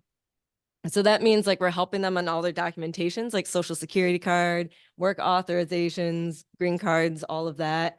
We're helping them search for a job. We have interpretation to apply for a job, interview at the job, make sure they understand like basic training, everything vocational training, degree evaluation. We have more and more on-site English classes now at companies. So that's the kind of support that we want to make sure that they're coming in ready to work for you. And we have a whole other arm. I'm just focused on employment services, but we have many social services. So we do everything on like housing and food and all these other social services because we know that could impact, how like their performance at work or even, to be on time and everything. So we want to make sure to help them on things like transportation. is a huge one, especially coming from Motor City, Detroit. We're very pleased to have a transportation grant now. A lot of times we have companies where they say, oh, you know, like so-and-so didn't show up today. We have an opening, right? You're talking about manufacturing. There may not be a job in the morning, but there's a job by the afternoon. And then they're like, bring them tomorrow. They can start the next day. And that's faster than they have a car typically, right? Because they can't come to America with a car. So they're all working on getting their licenses. It's very common they have a job before the vehicle. So we have everything from Uber. Our staff help drive them to interviews and training and stuff like that. You know, if they have like any health concerns, we make sure they have all the medical, you know, assistance that they're needing. These are just some pictures of like, for example, we have like on-site ESL. We have like 60 folks at City of Detroit. We have like a digital literacy program. So we have like a mobile lab for people to practice their digital skills as well as English based on even specifically the sector of work. We have a driving simulator. So these are all the things that are kind of happening behind the scenes to hopefully make them more successful at your company. So this is where we want to be of service to you, if that is of interest to you. So basically, and I'll just kind of paint the picture a little bit, but please ask any questions if you'd like. So basically, a lot of companies come to us and they're like, I'm looking for some employees. This could be manufacturing and they're like, we need 75 people in the next 2 weeks. This could be an accounting firm and they're like, we need 2 accountants. You know, like we work across all sectors. So we really want to hear, what are you looking for? What is like your ideal candidate? And we are receiving maybe like 90 people a month at least. Okay. So we might have someone for you now ready to go. If you have a very specific type of job, it might be where it might take us a little bit of time to find you a good match, right? Some are looking for very specific qualifications, but we've had people where we keep in communication and sometimes it might take 3 months or 9 months. But again, we really want it to be a high quality match for you. And again, we might bring candidates and you can give feedback and say yeah or nay, right? Our job is just to hopefully bring you some good folks. We are happy to help on, well, such as this forum today, understanding work eligibility. So like I said, all Samaritas clients automatically legal to work, different from some other pathways. You don't need to pay for a sponsorship or anything like that, but they do have some different documents. We are not expecting everyone to be like a legal immigration specialist by any means, right? So feel free just to reach out to us and we can help on understanding those documents and completing the paperwork. I've sat there all day just working with companies and refugees to fill out I-9s and onboarding documents and all that stuff. We also want to make sure that they're submitting documentation to you in a timely manner, right? So we're with them on this long-term journey. We normally help them keep tabs. Like it's kind of hard to remember as a company when all your employees' documents expire or yada, yada. We try to just, I don't know, relieve you of that, right? So we're following up with them to be like, okay, we know in a year they're going to be eligible for a green card. We're going to help them in advance and just get the updated documentation to you if needed, right? So you can always feel free. Sometimes people have been like, hey, I'm still needing their social security card, this, that, what, the other. We have that on file. So like we can get that to you in an expedited way. Communication is probably one of the largest ones. It's very interesting that more recently, because I've been doing refugee work for the past like 14 years, it used to be that companies were very concerned around limited English. I'll tell you now, that's not the largest barrier. Actually, probably transportation is. This is because Samaritas, we can help in the interview process, like first day of training, and obviously we can't go with them every day to work, unfortunately. But the main thing is like we can help on some core communications, right? Sometimes companies reach back out to us and they say, oh, like, would they be interested in taking on some extra responsibilities? Can you make sure and help facilitate that conversation? We say, great. Sometimes our refugees say, oh, you know what? My wife is expecting a baby. How do I tell my boss that I'm not trying to ghost them? I'm not just a no call, no show. It might be because my wife is in the hospital with a baby, right? So we're happy to help on those types of communications. And to be honest, there's so many even apps these days. We even use like cohort models where we hire interpreters on staff at companies to really ease those communication barriers. So you will find, to to be honest, refugees, if they can find a way, that resiliency, right? Those problem solving skills from fleeing war and conflict and making it all the way across the world, they can probably do a few buttons on, a machine operator thing, right? Like we'll get it done, right? And then we're happy to teach them about some work culture in America. We have weekly and biweekly workshops that Samaritas holds. And this is everything, because they might ask you a million questions. Sometimes they'll say, what should I wear to work? How do I pay my taxes? How do I understand my pay stub? This company has an app. I have to report my absence. How do I do this stuff? So that's where we're really trying to work with them on an ongoing basis to make sure they have that information for you. We've also had some companies reach out to us to see like if we can connect them with more community resources. I'd say taxes is a huge one, as well as bank accounts. Sometimes people hire our refugees before they even get a bank account because they might get a job in their first couple weeks of America as they're still setting things up. We had one company that hired 75 refugees from Afghanistan, and we brought several banks on site, and they opened up bank accounts there and then made sure they could do their payment process, things like that. So anyways, this is just to say, like, for us, it's not just like, oh, here's a person and we check off the box. We're done. Okay. The whole idea is like, we want to give you a very qualified candidate, but understand there's also life components, right? If their car breaks down, we want to make sure they still get to you for work that day, right? We know that can really hinder your operations, even if it's one day. So that's when you can feel free to call us and be like, so-and-so, like their car broke down. And then I'm like, boop, boop, here's some Uber credit, good to go. Okay. So we just really want to make it as smooth as possible. So basically from there, if this sounds interesting to you, there's a few ways to connect with us. And we can chat about this more. You can basically reach out to myself or our job developers, Alec and Andrew, if you're interested just to continue the conversation. We also, because we were receiving so many inquiries and we want to make sure in a systematic way we have a quick response time, we try to respond within 24 hours. We launched like an online portal. So you can register your company and post any jobs that you have. And that way we have all the details and we can get back to you in a really smooth way. We also hold like job fairs and employment workshops. So sometimes we've had companies just come in, even if it's for a few minutes, just to introduce themselves. With our clients, word of mouth really spreads, right? So if they meet a Jonathan or a Michelle, they're like, wow, this is a very interesting opportunity. Yeah, so it's nice to get some face time and hear from them directly with our interpreters on site if needed. And also tours. Sometimes our refugees, depending on their background, we explain a job to them, but they can't always quite imagine what that looks like, right? We also know a lot of companies may not be able to take photos or videos, and we want to make sure someone is comfortable with that job. So sometimes our clients are like, no, my English isn't perfect. I don't think I can do it. And then we take them on a tour and they're like, oh, this is so interesting. I can do this. I'd love to be part of this, right? So tours have been highly effective, and we're happy to bring groups provide transportation, interpretation, and that facilitate discussions if you'd like.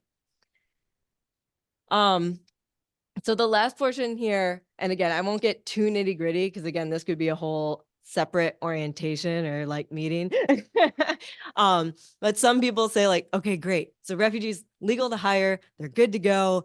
But what are these documents? So I just wanted to flag a couple. Some of you might be completely familiar with these. Some of you might be a little bit new. Again, always feel free to reach out to us with questions. The main thing is that our clients have what's called an I-94. And this is electronic form. Some of them, it's not as common now to have like a paper card. But that is like their key. As long as they have that, they're good to go. In fact, you can hire them before they even have a social security number with this document. Okay, if you really want to be expeditious, which we have some partners who are experts in this area. And then basically they have the opportunity to adjust their status. So they're going like normally after a year, like the first month they should get their employment authorization. Again, still legal to work as they're just waiting for this to come in the mail and we can make sure you get that. After a year, they can get their green card and then they're on their pathway to citizenship. We have some who are parolees. They can file, for extensions and things like that for re-parole. And a lot of times that's a stamp and a passport that we can help you navigate. But again, like it's pretty straightforward that there's just some key documents that you'll see, especially for the I-9 on list A and things like that. But yeah, there's some core documents. We get a lot of different questions on this. But again, we're happy to review this with you of like, oh, does someone have to be fired because their EAD expires? Actually not. They're completely legal to work. You just have to renew their card. It's like $40 and it's a pretty easy process for them, right? What if they don't have a social security number? It's okay. You can actually still hire them. You can still complete E-Verify and all this stuff. Okay. And we're happy to teach you how. So anyways, just we're happy to answer any of these questions that you might be having. And yeah, as I mentioned before, like we have very regular check-ins to make sure everything's going smoothly. And we have immigration specialists on staff. And some of them, you know, you can feel free to meet with them and get more information. We also have a really good relationship with Department of Justice, IAR Employee Rights section. So if you're like, is Christina making this up? Like some of this might sound too easy, or too good to be true, whatever. Like they are phenomenal, super friendly. They can give you the national legal guidance. They're great. So sorry if I just gave you an earful, but to summarize, and I'd love to hear your questions. Basically, it's like our refugees are contributing in a very significant way to our economies, especially locally. There are some conditions in which there's some labor shortages or it's just been hard to acquire some talent for specific roles. And refugees are a key demographic, playing a key role in that. Our refugees are coming from all over the world, all different kinds of backgrounds. And so we'd love to connect them with different companies, right? And a lot of them, I don't know, might kind of increase their professional development and things like that and become more and more qualified for your different roles. Maybe they're a machine operator today as they're learning some English, and then they're doing your data entry later on in the office. Who knows? Refugees have an incredibly strong work ethic and great staff retention we've seen a lot of companies increase their profits as a result. Again, they're legal to work and there might be some adjustments of status, through their, year after year, but we're happy to help on that. And it's been pretty smooth so far. And we're happy to help, yes, our refugees, but you as companies. So we just want to help you and have it be as smooth as possible. So yeah, with that, I'd be happy to answer any questions you might be having, and you can feel free to reach out to me further. I do have a quick question. Mhm. Because the way how our company runs, Mhm. our background checks run on anybody. Uh-huh. We have lost people due to they couldn't pass the background check. Sure. So that's a great question. So actually, all of our refugees go through the most rigorous security background check process by just coming to America, right? So that's going through UN and like all this stuff. So like pretty much everyone has a clean slate. So they will pass that. The only hiccup that we've seen is that there's some companies that require background check based on like state ID or a driver's license, like nursing and things like that. If it's more high security. Uh-huh. Entrepreneurship and our jobs are. Perfect.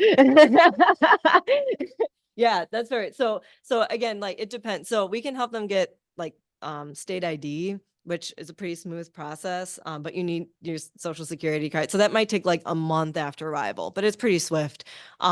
Driving license might take more time if that's something that's required. I know this is what's, to be honest, a huge challenge during the pandemic when Social Security offices closed. That wasn't super helpful. But things have improved a lot. So if you need help on that, like we can help take them and make sure they get those documents. But again, it just depends on what program you're using, what platform to do the background checks. There we go. That completely makes sense. Got it? Yeah, safety first. That's great. Yeah. Yes, please. So I saw ways for us to pitch our companies Mhm. with the tour and with the portal. Uh-huh. Is there a way to do it the other way around? Do you have a database of resumes? Yes, so that's a good question. So we can't, how can I say, for some client confidentiality, for example, we can't share like their address. But what we've done with several companies, and it depends on like your hiring needs, right? There's some companies where they're smaller, they only hire a handful of people a year. Where to be honest, they might just send us a job description and let us know they're hiring. But then we have others that are always looking. So with those types of situations, we can easily set up like recurring meetings. So that could be, I don't know, monthly, bi-weekly, weekly, whatever. And basically what we do is like we have a spreadsheet of like our job seekers to be like, this is like who's here, this is who arrived. We've done resumes for them. This is like in general their qualifications. Well, allow them to say that they're open for anything. um, so we can kind of see if any of them sound like a potential match. And we can even forecast a little bit if they're refugees. They don't give us a whole lot of travel notice, maybe like 2 to 4 weeks, but they give us a little bit of bio data. So sometimes we can say like, okay, we have a Congolese family of 7. We have a Venezuelan family of 4 coming in, and we see no medical issues. We see that they have family who they're going to join in, I don't know, Flint or something like that, whatever. And they were a barber. I don't know. So sometimes we can just let you know a little bit, because I've had companies ask that too. They're like, well, there's so many languages. Who do we know who to welcome? Right? Like we used to have Arabic interpreters, but now we have Congolese or Venezuelans coming in. How do we pivot? So that's when we can share like the news that we have and just be like, hey, this is like today, I can tell you we have 40 people in Southeast Michigan ready to work. However, I know that there's going to be like 50 more coming in the next 3 weeks. So that's information that we're happy that we can meet on a regular basis. Is that something that might make sense? Yeah, definitely. And like I said, even coming to our workshops, then you can meet them too and kind of get a sense of, who we're working with. Mm-hmm. Good question. Yes, please. Yes.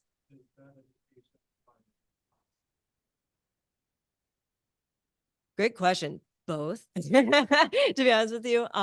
So financial literacy is really key. So for our employment programs, to be honest, I really like about it that it's not just check the box. Are you working? Yes or no. There are some employment programs like that. For our programs, it's literally financial stability. We want them to be self-sufficient, and we tailor it like our statistics, meaning like that family shares with us their household like expenses basically. And our job is to get them a job that will cover those expenses, right? Income exceeding expenses.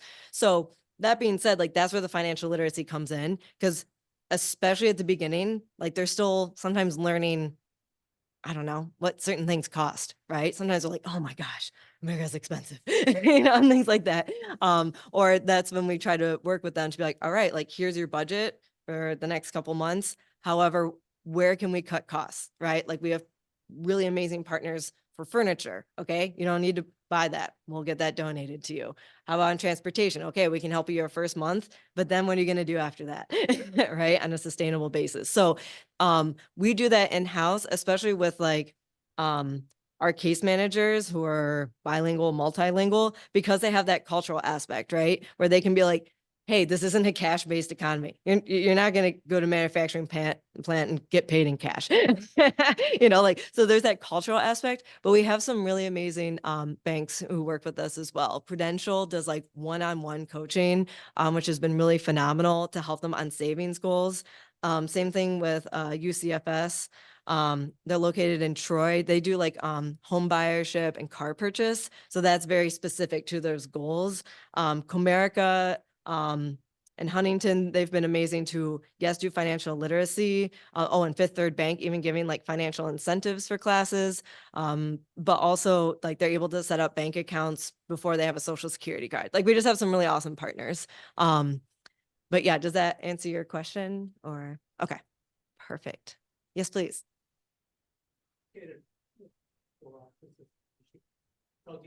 Southeast Michigan. Mm-hmm.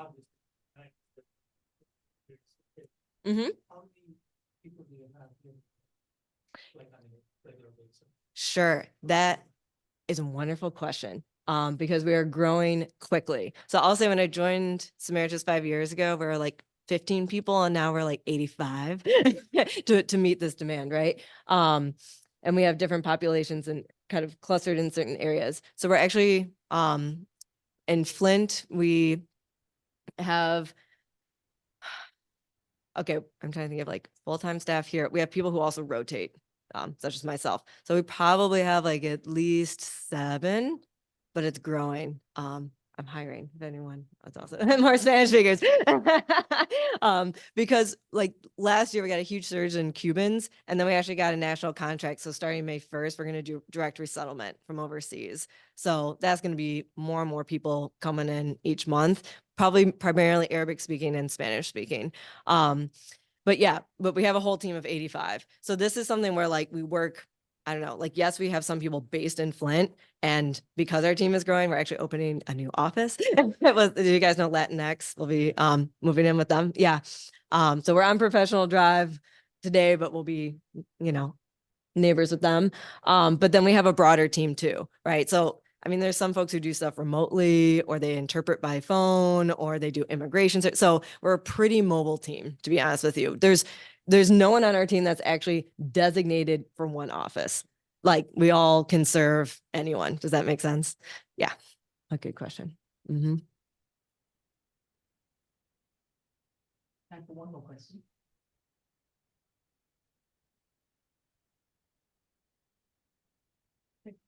If not, so I just want to add, before moving here, I was in Terre Haute and I was part of an organization that supported about 15 Afghan families. So one of the questions that the community had was, do they have the needed skills? And, you know, because I was in this international affairs field, I was part of the committee, and myself did not know the answer, and we could not get those answers from the Catholic charities as well. But when we received, one of the refugees was a pilot with Afghan airlines. Another one was a chief accountant. And this was not a refugee. I had one of my Fulbright students who got the refugee but could not leave the country because the Taliban was hunting and he could not go out. But took about 5-6 years.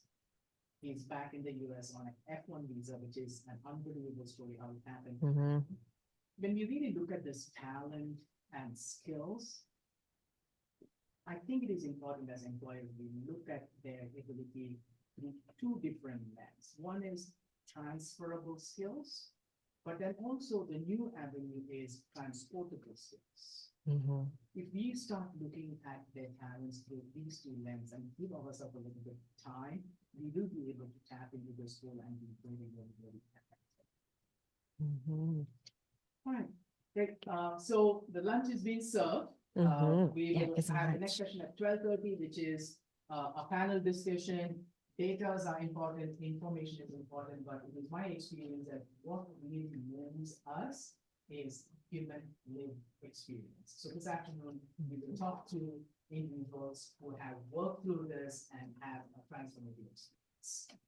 All right, the lunch is served, and I won't be in between the other lunch.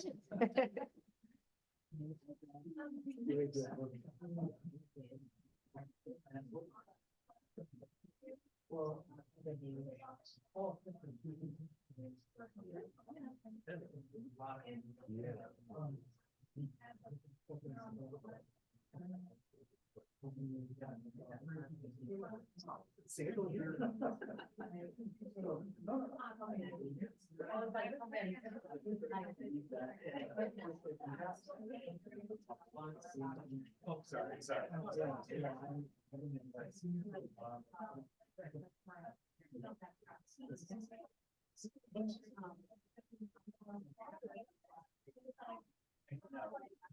And you said does that have to be in my invitation? Yeah.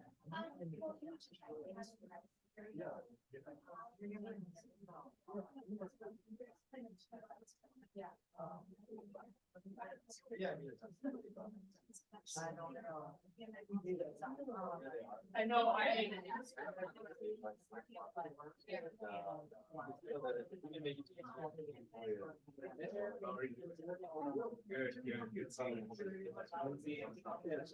I guess. Oh, yeah.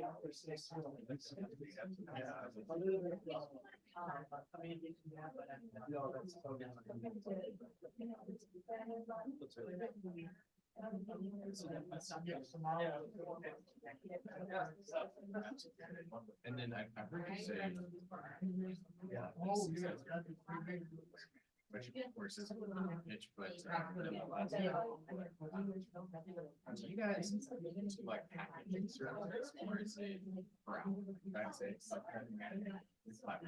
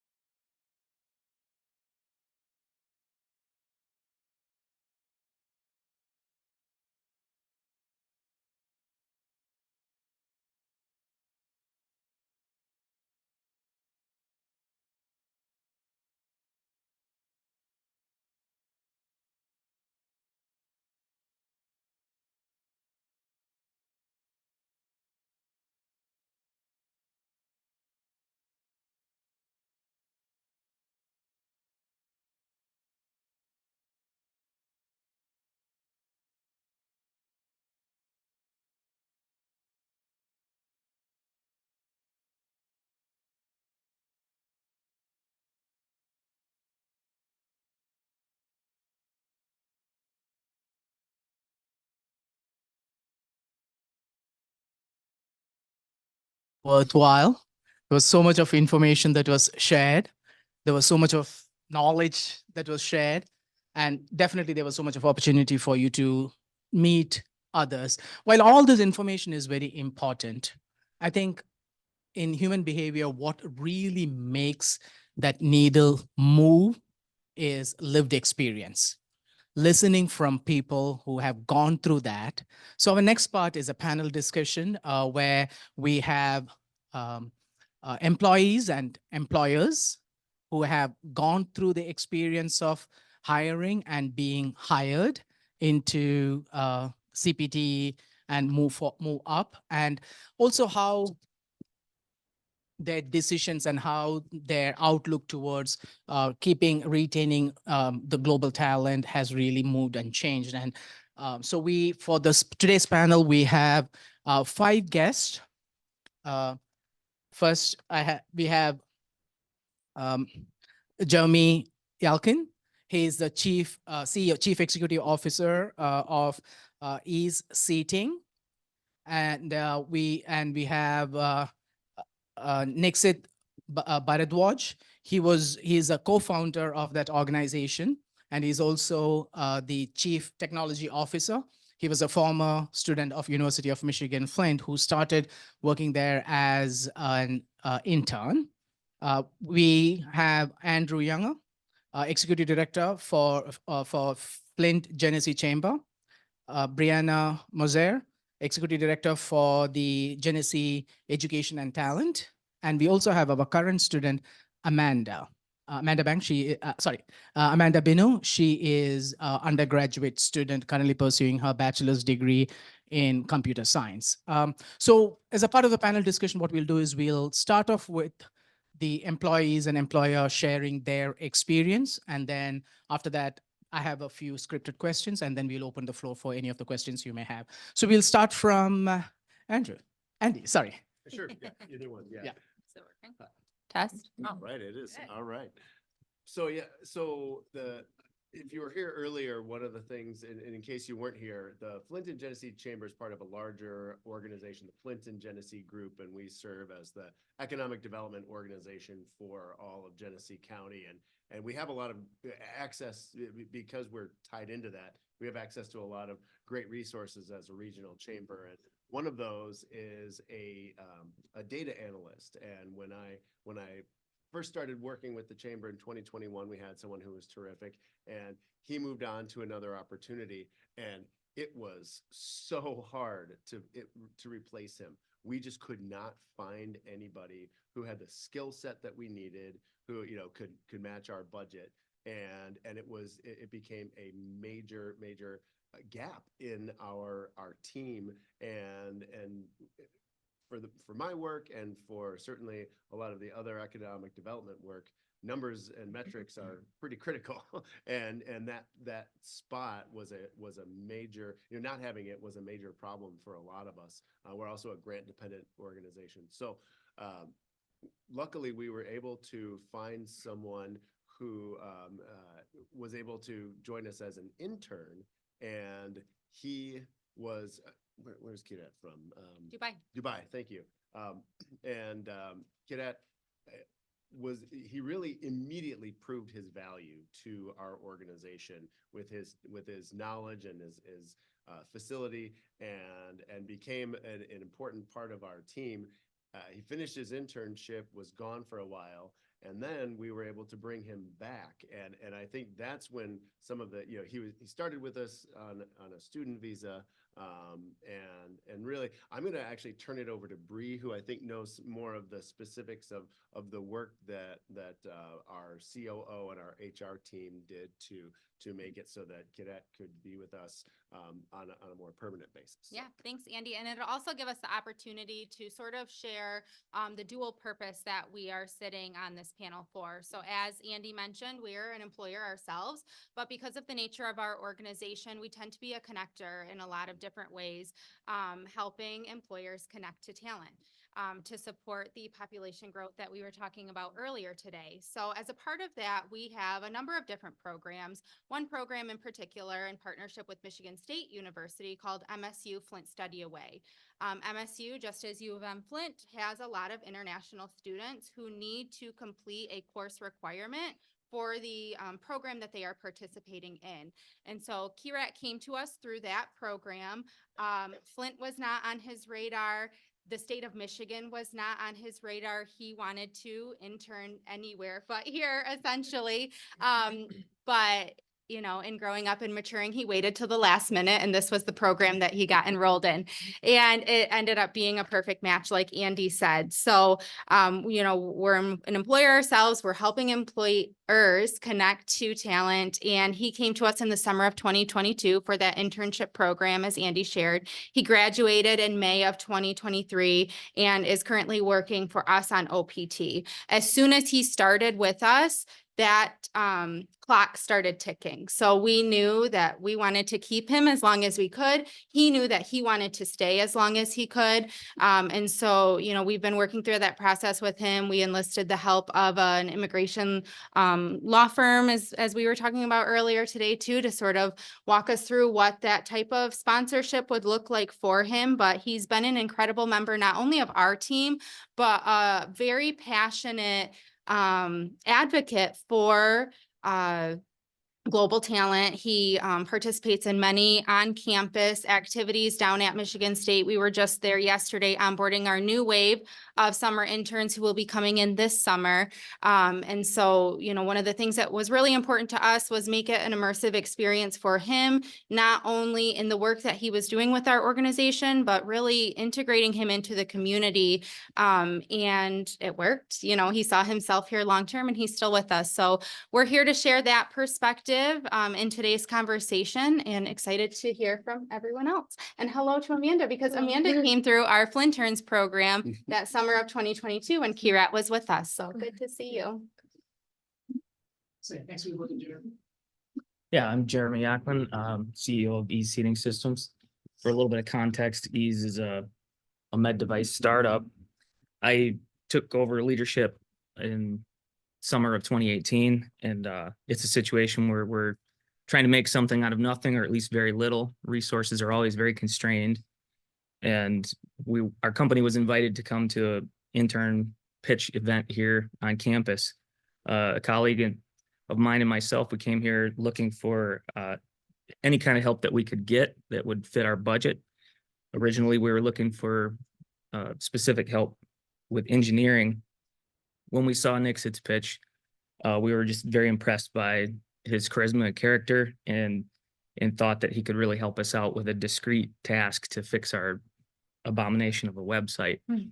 So we brought him in over the summer to do that. And by the time that the internship was over, it was clear that we would like to retain him. So he was offered a part-time position to continue working with us while he finished his degree. Once he graduated, we offered him a full-time position. And a couple of years later, it's not clear anymore who's working for who. He's become instrumental in creating value across all different aspects of our business. I would say that hiring an international student or someone going through this process was completely new to us. There was a lot to learn. It's been a source of anxiety, I guess, or uncertainty while things are unsettled, but we just placed our faith in the fact that it would work out, and so far it has. We went through the OPT extension, and now he's on H-1B status, so that gives us a little bit more stability than we once had, but it's been a positive experience. I would definitely do it again. Have no hesitation hiring someone in that situation. That's my perspective. Now let's hear from Nick from a student's perspective or an employee perspective. Okay, and should I cover my background too? Sure, or- absolutely, yes. Okay. Well, I come from humble beginnings in a small town in northern Himalayas in India. And when I show people pictures of where I'm from, they're like, how the hell did you end up here? So, so I'm questioning that often myself. But I was born and raised in northern India. I was preparing for an entrance exam, which is actually known as one of the toughest exams in the world. So I had taken a gap year at 17. And that's when I got in contact with the United States Embassy, who was putting on some programs, and I've always been forced out of my comfort zone. So I said, you know what, I might learn something new. I started talking to students who were there studying in various universities. And I said, this might be interesting. And so I had no clue how I would apply. I did not know little things like, what does Michigan State University versus University of Michigan differ? How do they differ? I mean, they're both in Michigan, and I mean, to what is a credit-based system? That's so weird. That's not what we are used to. We don't have high schools, junior schools. We were since in sixth grade, you just start studying physics, chemistry, biology, and it's very, very competitive with acceptance rates to 0.003%. So there I was, and as I started learning about different universities, University of Michigan is something that I've followed since I was in my teens, especially because of the solar car. And I decided to apply. I applied for both campuses. I got admission, and one of the counselors referred me to the Flint campus, and they specifically said, I think this might be a better fit. And I came here, 18 years old, 2 suitcases and a guitar, never looked back. And I was an introvert. I know Jeremy's gonna disagree, but but being on campus, being surrounded by different ideologies, different people, I was forced to go out of my comfort zone, make friends. I see some familiar faces here. I've been volunteering in nonprofit organizations in Flint, and I actually quite the opposite. I took pride in being part of Flint and all the situation that was happening since the water crisis. And I said, whatever I can contribute. And so I can proudly say now, I was born in India, but I was made in America. And um, it's been a journey. Uh, Whether I was part of different student organizations, I jumped through those hoops, got familiar. I still remember as freshman getting rejected by student government that I was not good enough, which even empowered me more. In my senior year, I was the student body president. Um, I worked across various campuses, various universities, which gave me a vastly different exposure. Being in Board of Regents meeting in University of Michigan, Ann Arbor, and everything. And I also got an opportunity working in Germany, and this is something where university's leadership was very helpful. Kim has always been a great supporter of mine. Back then, it was called the International Center, and I was given an opportunity to work on an internship in Germany with a university and a corporate in collaboration. Um, and I started learning more about business, even though I'm a computer engineering major. I took entrepreneurship classes, and that's when I was asked to be part of EASE, and I met Jeremy. Um, Over time, it was quite a challenge. I would say, as an international student, um, I mean, you have no choice but to work hard. I mean, it's you can't just say, maybe I'll figure it out somewhere else. And I still remember as a freshman how much anxiety you would have. And I think I really win the uh I win all the rejections ever of different companies rejecting, because later on finding out that it wasn't that I wasn't a good candidate, it's that it it is a burden to corporates and companies and different organizations. And it's the fear of unknown, I guess. but that's where I'm really grateful that Jeremy and our team at Ease, they sort of looked at that as an opportunity rather than as a problem. And yeah, I came in working on some website and engineering, and it has been transformational. You know, right now the board recognized me as co-founder, and I'm even meeting investors across the state and developing supply chains and marketing and engineering. But that all came because of the possibility and opportunity I was given for someone taking a faith in me. Purely from an international student perspective, you know, I think I'm very lucky and grateful for and have gratitude for everything I have, but it's quite challenging. The United States government and the legal immigration unfortunately seems to be thousands of years old as compared to other Western countries. And that makes it even further challenging when you're applying and you're getting rejected and you've got 40 days or 60 days between you have to get a job or you get kicked out of the country. And at this point, I've helped not just be part of an organization, I've helped hire American citizens, contribute to the economy, grow a company, bring jobs. And I'm sure, you know, there are many more and much smarter people than me. I just get by whatever I get. So I think it should be it should be informational, and I think I would highly recommend organizations and companies to take a chance. Of course, it's not the easiest process, but now being in the leadership, hiring an employee is never an easy process either way. So you might as well take the bite. And Jeremy has been working with our immigration attorney, and there is more paperwork. But one of the most interesting part about an international student is an advantage that you might not get with other employees. You get to sort of have a trial period.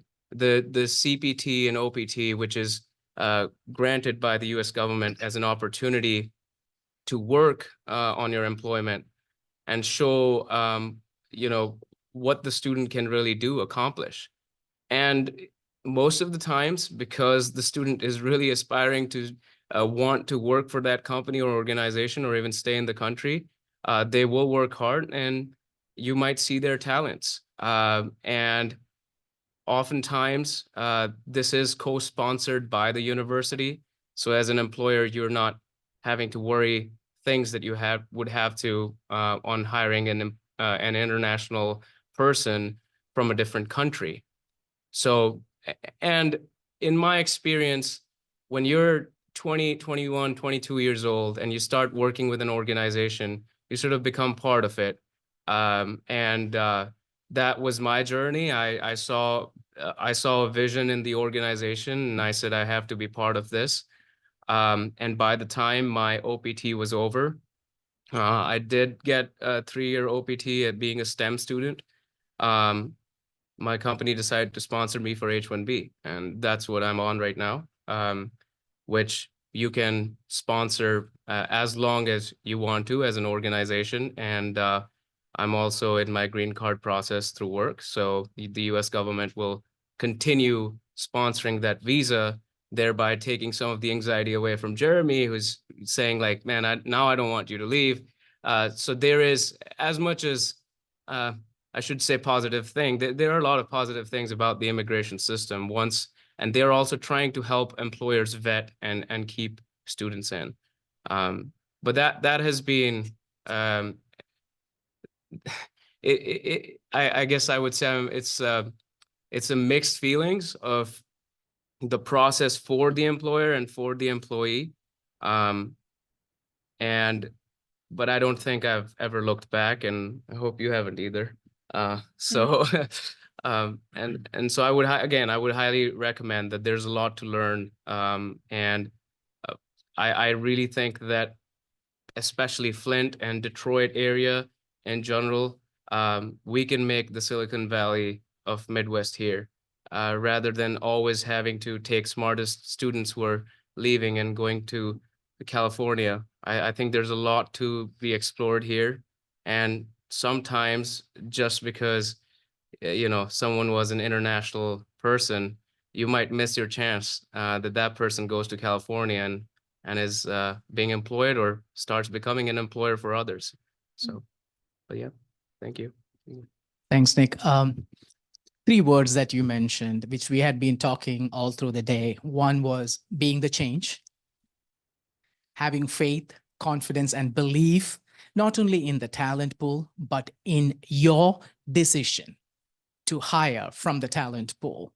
So these were some of those words that we had been really talking about. So that really echoes all through this conversation. So let's next move to Amanda. Amanda is a current student, and Amanda will refer to talk about what this engaged or experiential learning could mean for her development. It was definitely nice hearing Nick word everything so beautifully about how the international student experience is. It's definitely a world away coming from our home country to a place that's so far away. I think that in itself talks a lot about the resilience and the passion that international students have to pursue an education and to make an impact in the world. I am currently a student. I'm going to be graduating soon.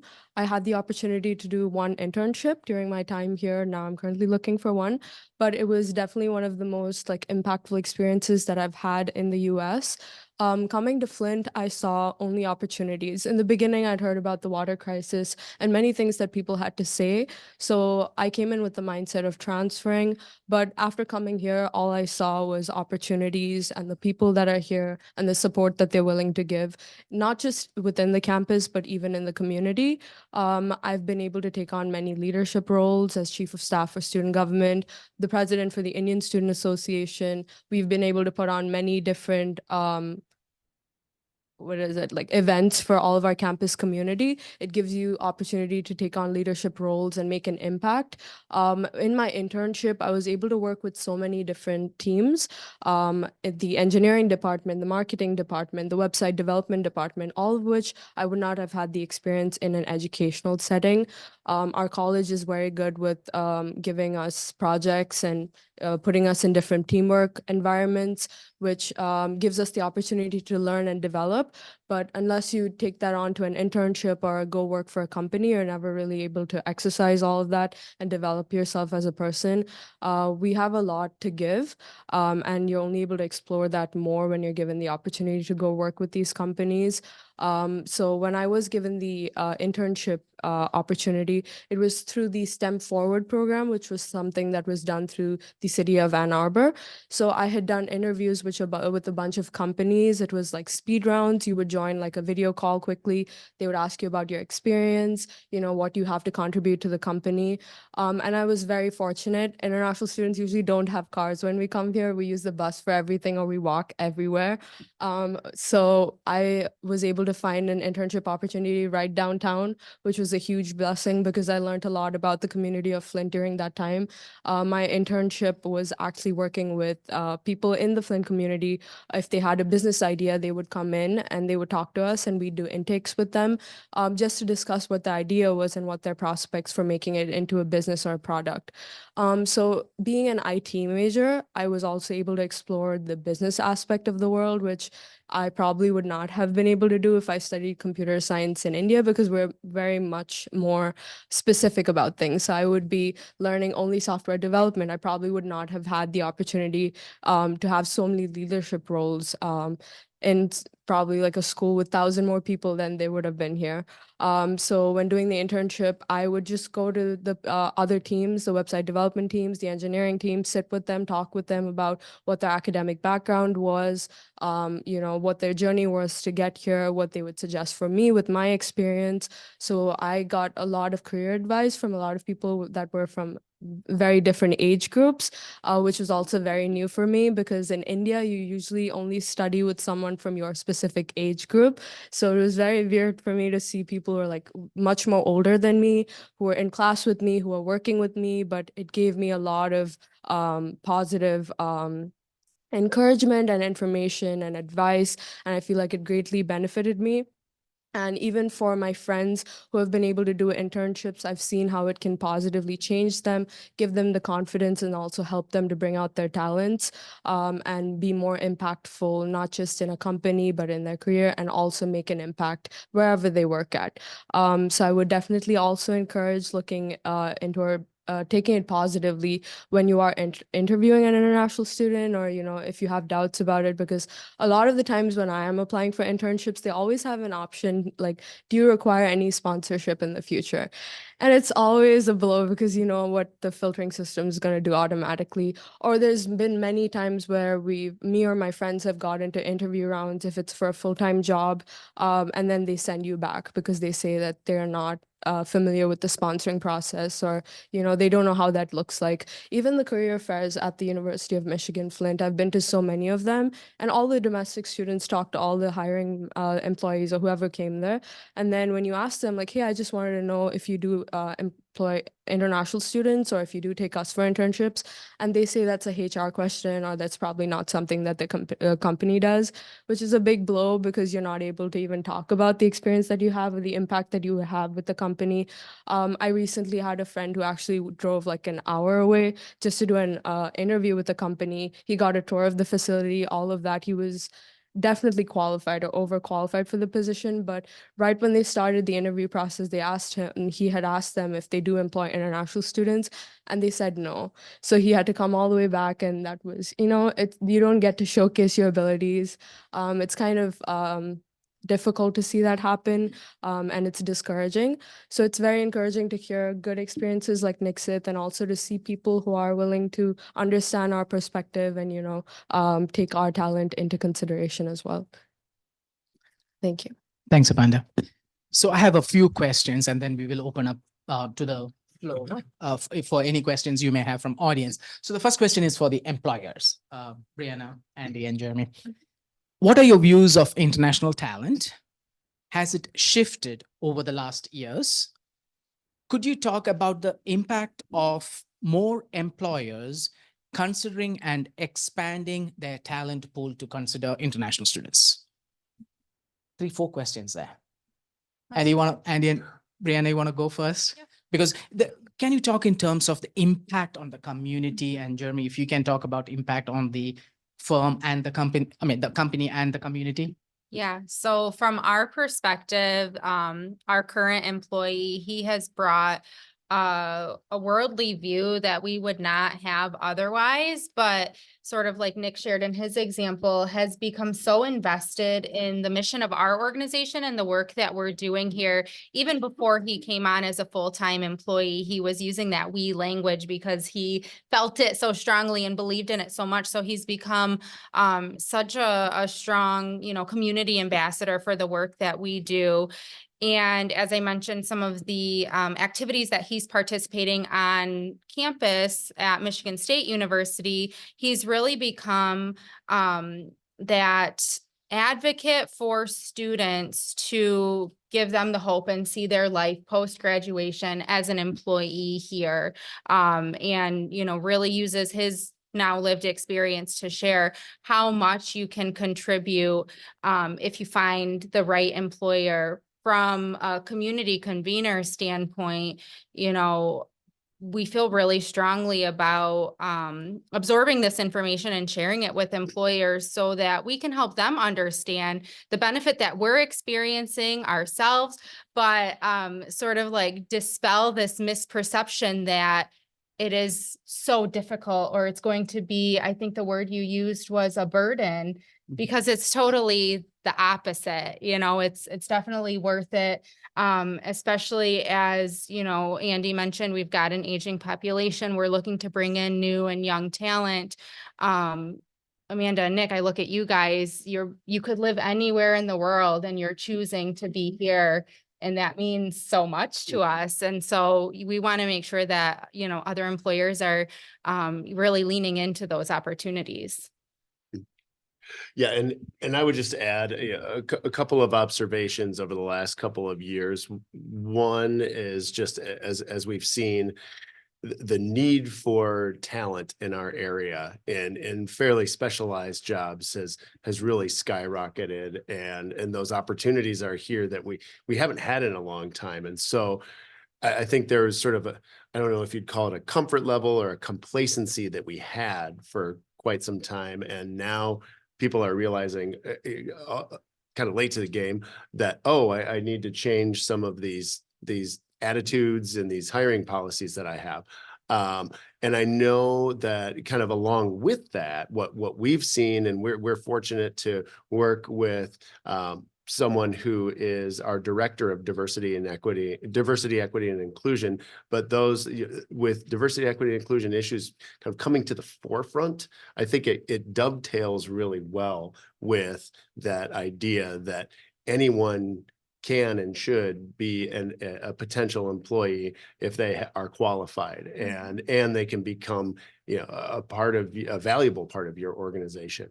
I'm really glad to hear that you're working, Samaritas is going to be having a location at Latinx, because in talking with Asa, the director there, I know that there are so many qualified people whose main barrier is language, and also just their citizenship status there. And so those are the things that where I think we have these opportunities, and we're starting to open our eyes to them. And I see that a lot from the chamber's perspective, working with so many employers throughout our community. So it's not just within our organization, but also with the many businesses throughout our county. Thanks, Andy. How about you, Jeremy? I'll try to answer the different parts of your question best I can. Again, the context of leading a startup, things may be different if I were in an established corporation, but it's inherent that I'm forced to be as pragmatic as possible and really look to whoever can get the job done and create value, path of least resistance, if you will. And, you know, that's really what it comes down to. You know, can an individual do what needs to be done effectively and efficiently? Hiring an international student obviously comes with cost and complexity. It's another layer of complexity that can sometimes, you know, add to a sense of being overwhelmed in a startup situation, but it's definitely been worth it. I think it all really comes down to the individual. And, you know, there's nothing I can say that's universally true in that regard. You know, if you find the right candidate, I wouldn't necessarily hesitate to take that risk. In our case, we took a risk on each other. You know, for him to choose our business is also a risk, because we are a startup company, and, you know, that's a gamble on both sides of the coin, isn't it? So I will say that Nick has worked like his life depends on it, and that's really helped us advance. It's been recognized. I told him early on that initiative would be rewarded, and it has been.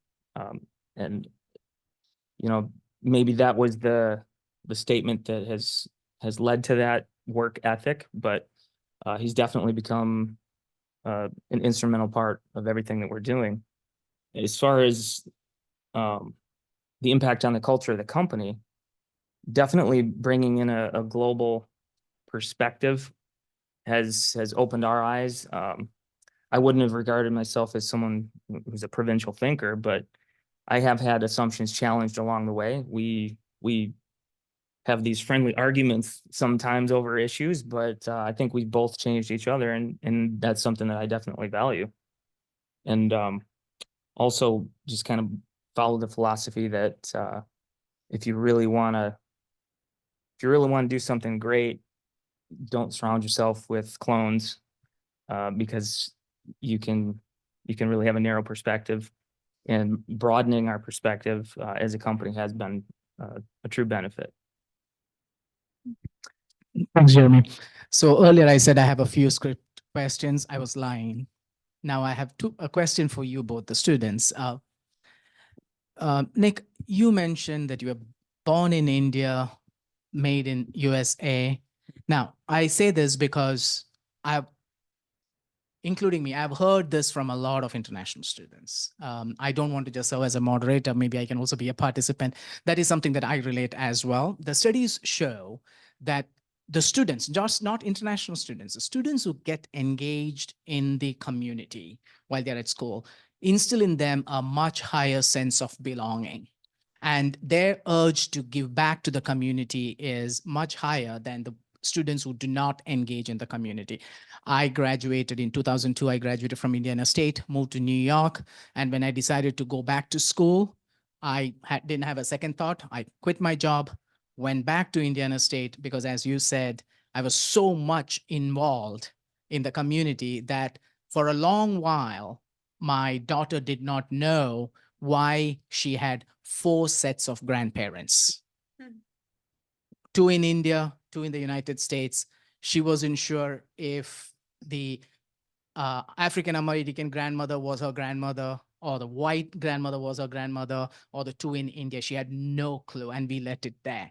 So, and I personally, as an international student, can also relate. So what does that mean in the sense of your 2-part? One, competency, and number 2, your sense of giving back and community development. Um, I mean, there's no doubt. I think we're human beings at the end of the day. We're social animals, and the more we are part of a culture or part of a community, uh, the more we want to be part of it more. I mean, it's an endless feedback loop. And from the perspective of just being involved here in Flint, I think for international students, it's, well, I can say for majority of international students, not everybody, but it's a new home. So, it's not like it's not like a temporary destination per se. And oftentimes I would say that people who do travel are already open-minded, regardless whether you're international or not. Um, the world is a scary place if you don't travel, but the world is a much smaller and friendly place if you do travel. And for a lot of those international students like myself, we want to learn, the American culture. We want to learn every little detail, regardless of how much we miss home. And in my case, I came here at almost 17 and a half. So, and a lot of undergraduate students do. So when I say made in America, it's the values, the work culture, all of that becomes a part of you, becomes that this, you become part of that society, where I'm probably too foreign to go back to India.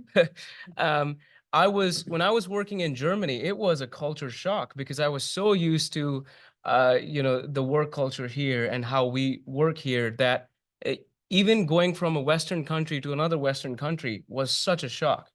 And so I think that's where that comes from.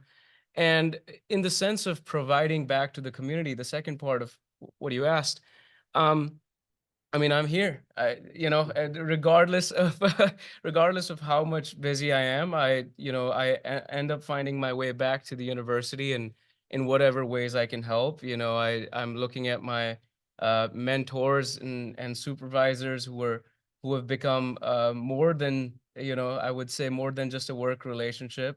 I've been to their homes. I know their kids. I've said hello, and I know Kim, you're smiling over there, and we've been part of it. I was just telling Kim I want to be part of the choir she is at in a church, and but I think where international students, they are on campus, they are making friends with American students, different cultures. I do know that university does like a Thanksgiving for international students here, and which is not celebrated anywhere else, especially back home. And that that helps you grow as an individual. I would say a lot of my values are very hardcore, old school American values, which I got here. And and I'm very vested in different, whether it's economic or political landscapes. Jeremy knows that. And beyond the university, I'm still part of other organizations because I know that at one point of time, the community supported me, and I want to give back now. And I might not be able to give back in how it's expected of me or what the community requires. Um, but oftentimes, Jeremy and I have had conversations or internally with our team about hiring students, and the first thought always goes to U of M and goes to Flint and all the developments that are happening here. And that is partially because we are part of that community, and it comes from the foundation of wanting to give back. So I think it does change of perspective for a lot of students. And I know, unfortunately, that there were a lot of students who wanted to be part of this area, and they were not, and they want to give. And it's very strange because top Fortune 500 companies, you don't have to explain them why you should hire international students. The big fours, you're talking about Google's, the Microsoft, BCG, EY Lilly, they are hiring. In fact, they hire a lot more international students because they know what they can produce. I think recently I saw out of top Fortune 500 company, 375 had some sort of international student, CEOs had some sort of international background. That speaks for itself. I would say that's more than a majority. So it is, Amanda was mentioning a lot of things, and you gave me a flood of memories of every time I would be, I'm not going to take names, but very familiar organizations and companies in the state who would just reject you. I've been in that situation. I was told like, oh, you're amazing, we want you, and then they're like, wait a minute. So that is, I think, I understand that as an employer now. There are a lot of situations, but every employee is a bet, and oftentimes I will say I will say this for myself. Part of hiring process is like, it's a judgment on you of who are you hiring, how good are you at hiring. And at least what I can say for our small business is that you just, if it doesn't work, then you get the other candidate, but you just can't be so picky just in general. And like I said, again, I would like to restate, if you are getting the choice of a trial period with an employee, you can never go wrong there. I mean, I'm sure in 6 months to a year, you'll find out of their talents. Thank you. The statement that you had earlier made about born in India, raised in the United States, I can give you a very different perspective from a very different generation.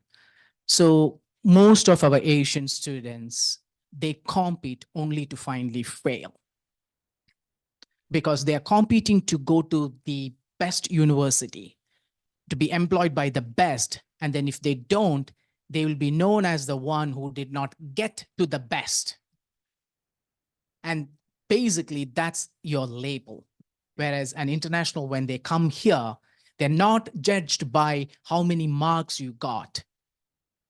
If you got 99.99 or 99.98, in India, 99.98 means you're a loser because somebody else got 99.99. Yep. You are the person after. So you are coming with that label, whereas, this is not, and there are studies about this as well, which I can quote. When you come here, you get an opportunity to bring the you out of you.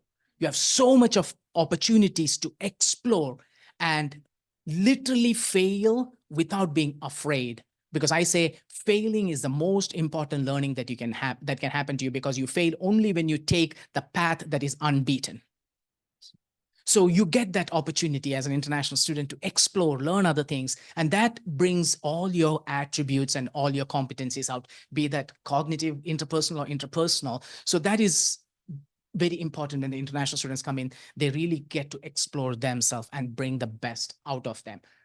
The study, there has been post-COVID, there were a couple of studies that really looked at what big entrepreneurial students think when they attend Ivy Leagues versus institution like ours. The students who graduate from Ivy League schools think that they became so successful because of their talent and not because anything that happened in Ivy League. And that for that reason, they have nothing commitment. There's no commitment. Whereas students go to inclusive institution like ours, think that the teachers, the faculty, the staff were the conduits who really help them become who they are, and their attitude is entirely different. And that definitely, I mean, there is no study about international students, but international students have an elevated level of thought in those lines. So we have about, I had a couple more questions. I'll get to that later. If time permits, I would really love to open the floor now for any questions you may have.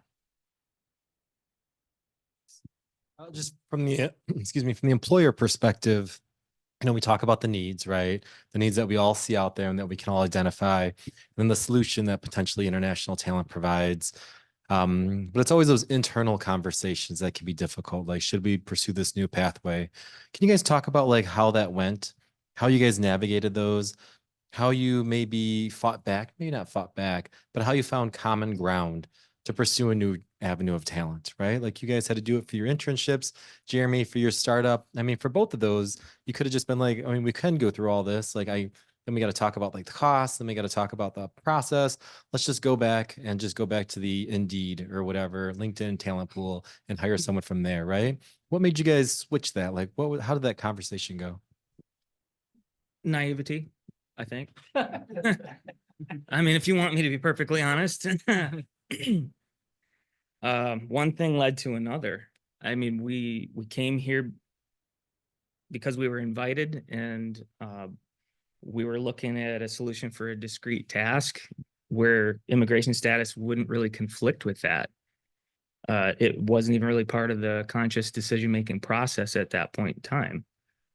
I would like to think that if I knew then what I know now, I'd make the same decision, but I'm not sure that I would have. I may very well have been anxious about the risk of taking on someone whose future in the country wasn't certain. I'm certainly glad that we did. That's the most direct answer I can give to that question.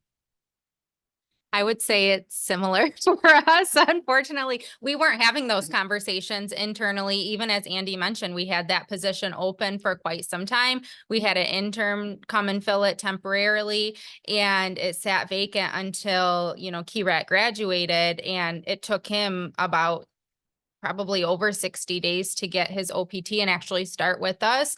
But once he, as the individual, came and meshed so well with our team, his name stayed in all of our plans. His name stayed in our strategic, planning timeline, because he was the perfect fit for not only the position, but for our organization. It really opened up our eyes to, what we were missing and didn't know we needed. And from there, set on the process of, okay, what does this actually look like to bring him on full-time, long-term? But we were committed to him at that point. And, it's sort of been an amazing learning opportunity for us to pass along to employers that we're working with and we're talking to, because we always say, we'll experiment with ourselves first, so we know what to share and the importance behind it. And I would say from my experience in the process, we would do it over again. Mm-hmm. The only thing that I would add is more of an observation. And I think, Jeremy, you said earlier that you're running a business. You're not. I think it's the businesses are few and far between who have a mission to say bring people over from another country or different things like that. Every penny counts, every moment counts, and it's about finding the right person, the right resource who has the skill set that you need. And I think what what I think has come to light with a lot of the discussions today is that there are people out there that are beyond our, you know, our current kind of radius and talent pool within the area that can do that, that can fill those needs. And it sounds like now there are also many resources that we can tie into. So if we can just help those employers, help our employers in our community see the win-win of having a Nixit come in and you know, be a superstar at our businesses, that's only going to improve our companies and also really enhance our community. Thank you.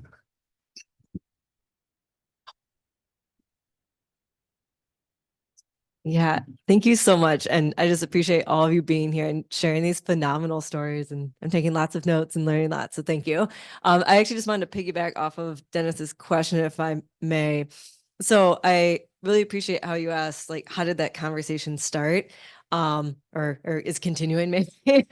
And I'm curious, because in our experience, what we find is you can't assume that a company is a unitary actor. So I would say in my experience, like a lot of times you might have a manager or an owner and they are fully on board. I'm just saying that as an example. And then it gets to HR and they're like, what are these documents? And they're like, hold the show, you know? And so like what we found is like, you can't just have one, or even you have a company and they have different plants and the company culture could be very different, even in those different things, even though it's the same company. So I was wondering if maybe you could share a little bit. And again, I know there might be different sizes and things like that, or maybe others in the room might have anecdotes as well of, yes, there's that conversation. And we find that there might be a couple people who really value that diversity, who see that value, but then there's others where they may not be the decision makers, you know? And so I'm just wondering, like, how do you bring more people on board, I guess, like within the company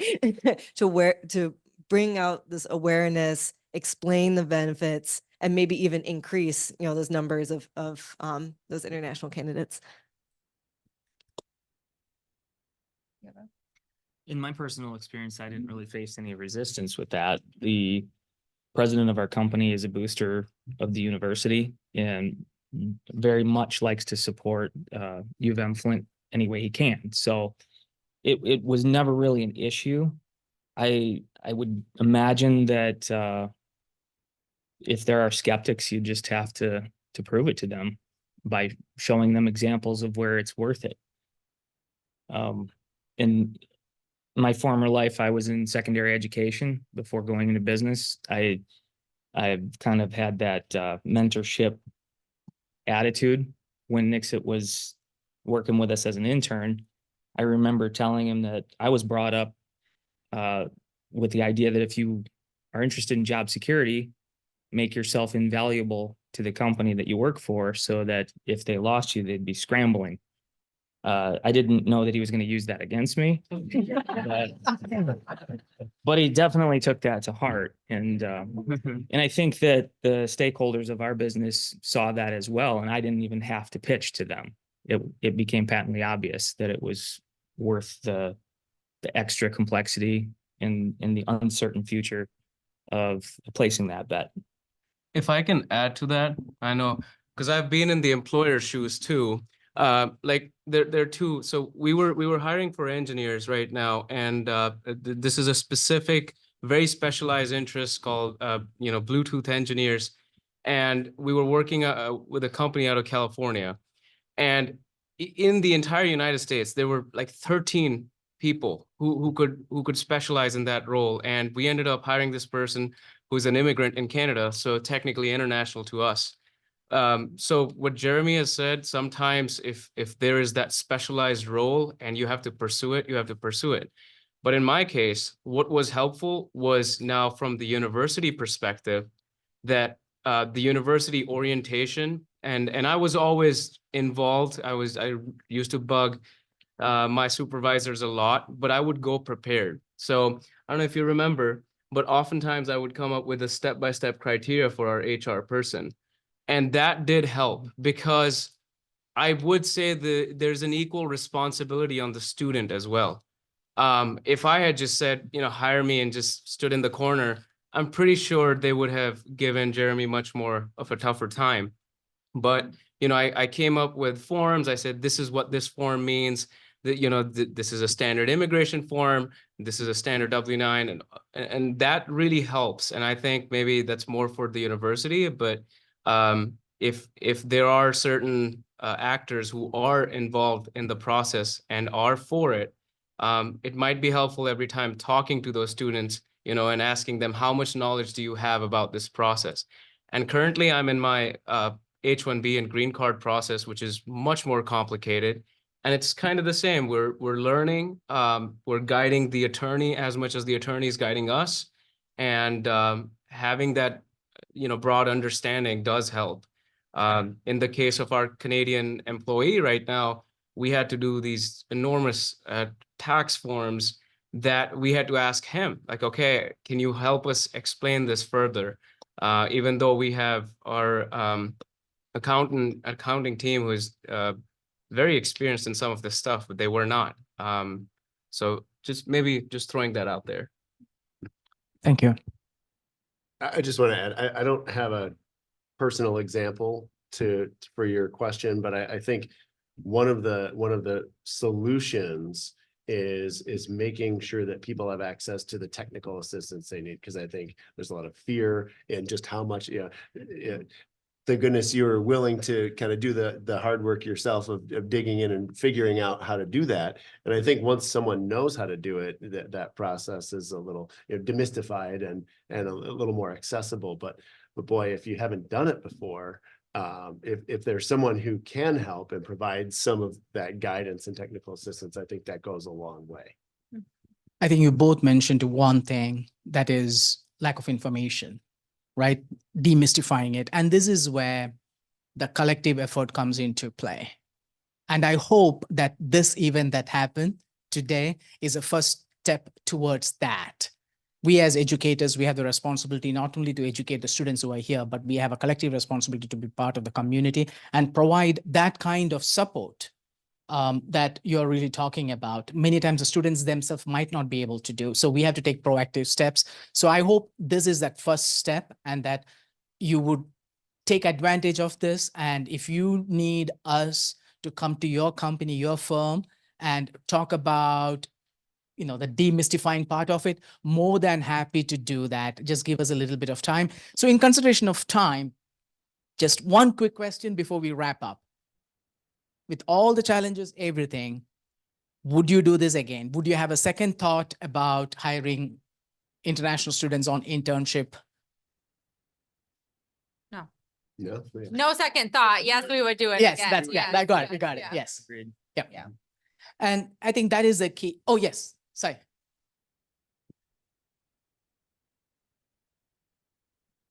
So on the basis of skill set and qualifications, as a recruiter, what qualifications do you require to hire an international student from a non-STEM background?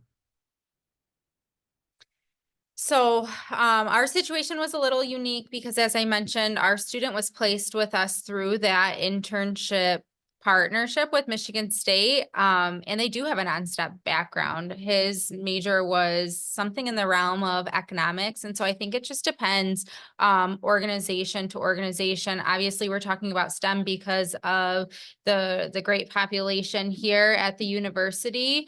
But I think it just depends on the position. Certainly you're going through, you know, the schooling and receiving the education to meet those qualifications. And like Andy said, if someone's qualified for a job, they deserve a chance at that job. So I would, you know, lean on, you know, organizations like ours, the university, to help make that case to positions that you might be interested in. Thank you. Mhm.